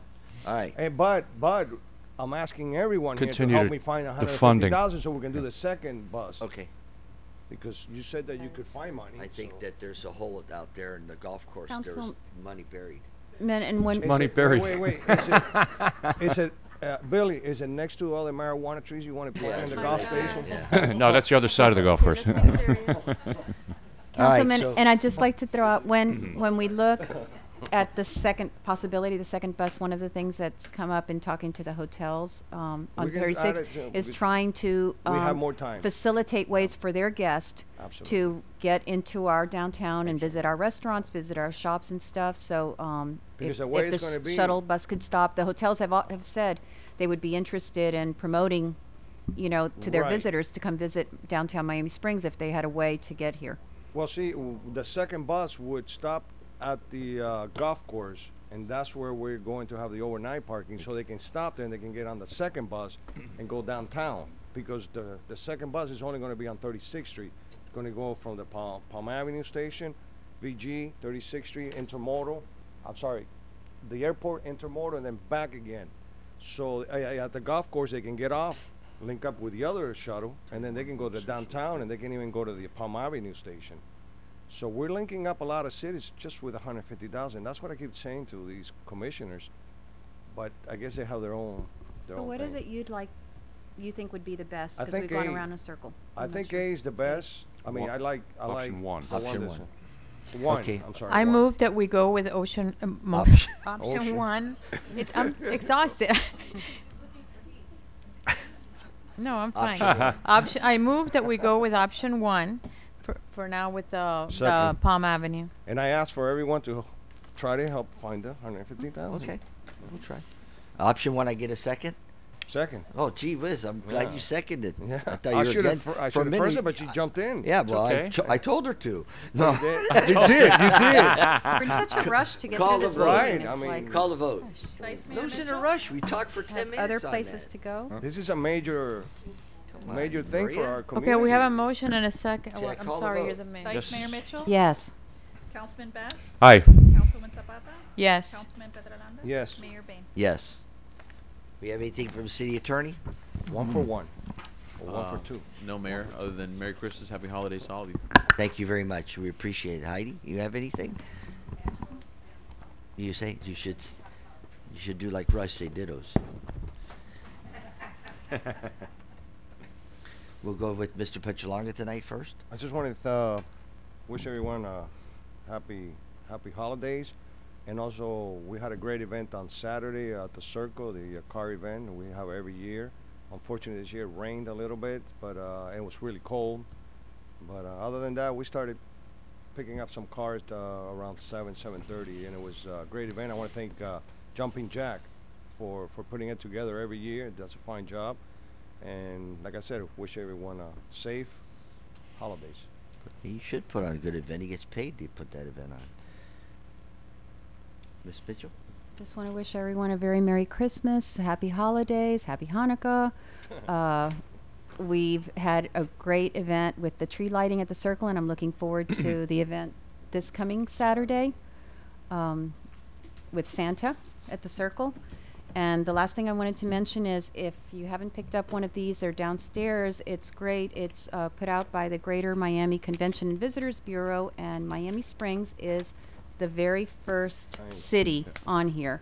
And it talks about our historic city and to encouraging visitors to stop by and visit our restaurants and shops. That's downstairs, you said? It's downstairs, yes. Thank you. Councilwoman Zapata? I just want to say, I want to share first of all that this past Saturday I participated in the community center, a program that Omar and them put together for the children, and got to read the Polar Express to the kids. And I felt like I was teaching first grade again, and it was awesome. And it was just the kids and the parents, and they were so attentive, and they each got little goodie bags with a little bell from the deer that Santa had given the special child. And that's the kind of thing that I love that we do here in Miami Springs. So, and I want to wish you all a very happy holiday, a very safe holiday. Don't do anything crazy. Councilman Bobby Best? I'll give my time to the manager because I think he was supposed to go before me. Well, that's today. okay. No, you Okay, finish. fine. He can go last. Yeah, a couple things real quick.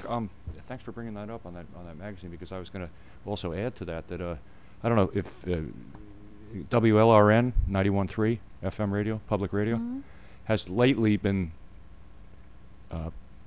posting a piece on the mansion. I don't know if anybody's heard it, but you know, inviting people to come and tour it, and tours are available and this and that. So I think they're spending money toward advertising, which I was pleased to see, and also there was something in the paper relative to they had a calligraphy class there, or they're having one in the near future. These are things that should have been going on for years over there, and now I start to see them happen. I'm happy about that. Since Tom Nash is here and William, this goes to you too on the pickup. I think we did a great job. In 2 months, we got this city looking real good. I think there's a couple nickels and dimes here and there that's still, but all in all, great job, guys. Real good job, and most of the residents are thumbs up on it. So, and finally, Merry Christmas to everybody. Safe and a happy one. Thank you, Bob. Thank you, Mayor. Mayor, can I just say one thing? No. Look at Danny. No, I'm gonna let the manager go because I passed him up. It's just one thing about the manager and what Bob said. Just by comparison, the city of Miami Springs picked up 4 times the amount of debris as the city of Doral. Wow. Doral don't have no trees. I'm just saying. The city of 64,000 people and yeah, that's the true, size though. that they have. They're all concrete though. They're City USA too. That's just Thank your, you. just your point, Councilman. Thank you, sir. You mean Tree City? I Councilman just want to Alonso? take this time to wish all of you Merry Christmas, Happy Hanukkah, and Happy Holidays. I hope I got everyone, and everyone here and everyone at home. It's not really a religious holiday. No, it's not. It's true. And I hope to see you all, I guess, December 15th for the ribbon cutting, and then the 16th for Santa's Parade. And I think Tammy's got some more events for you. But Merry Christmas, everyone. Thank you. Thanks. Yes, as manager mentioned, it's Christmas at the Gazebo this Saturday, December 16th from 6 to 9 at the Circle. Don't forget our employee luncheon is Wednesday, December 20th from 11:30 to 12:30 over at the Rec Center. At the Aquatic I'm sorry, at the Aquatic Center. Aquatic Center. Councilman Bob Best mentioned about the Curtis Mansion. It's Learn Calligraphy at the Curtis Mansion, and that's Thursday, December 14th from 6 p.m. to 9 p.m. Also, City Hall will be closed Christmas Day, December 25th. Really? Yes. And New Year's Day on January 1st. And then we have Congressman Diaz-Balard's office on Wednesday, December 20th from 11 a.m. till 12 p.m. at City Hall. And again, the driver's license ID services is December 20th that same day from 10 a.m. to 2 p.m. at the Community Center. And again, Merry Christmas and Happy New Year to all. Thank you. 20th, right? I just have one thing, that the Christmas tree at the Curtis Mansion, that Holly Bain, Starlight Dance Studio, won first prize on their Oh, tree. good.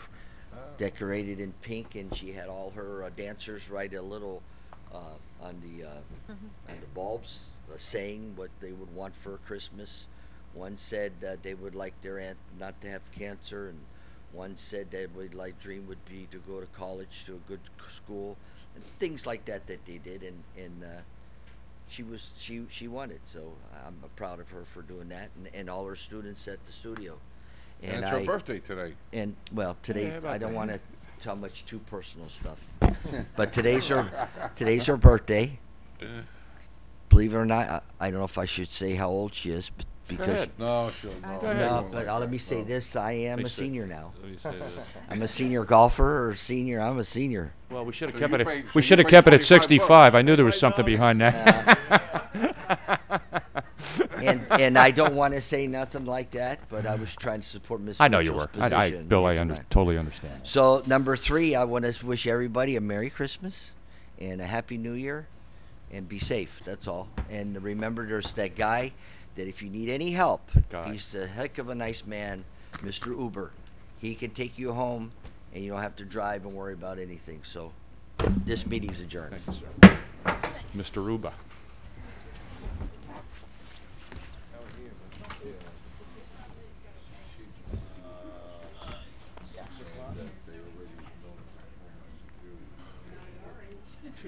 He used to. He used to. And this is the He's guy. gone, man. This is the guy That's that why he's gonna be people stand behind. freaking arrested for And that's a couple the kind weeks. of people that come up here, make decisions,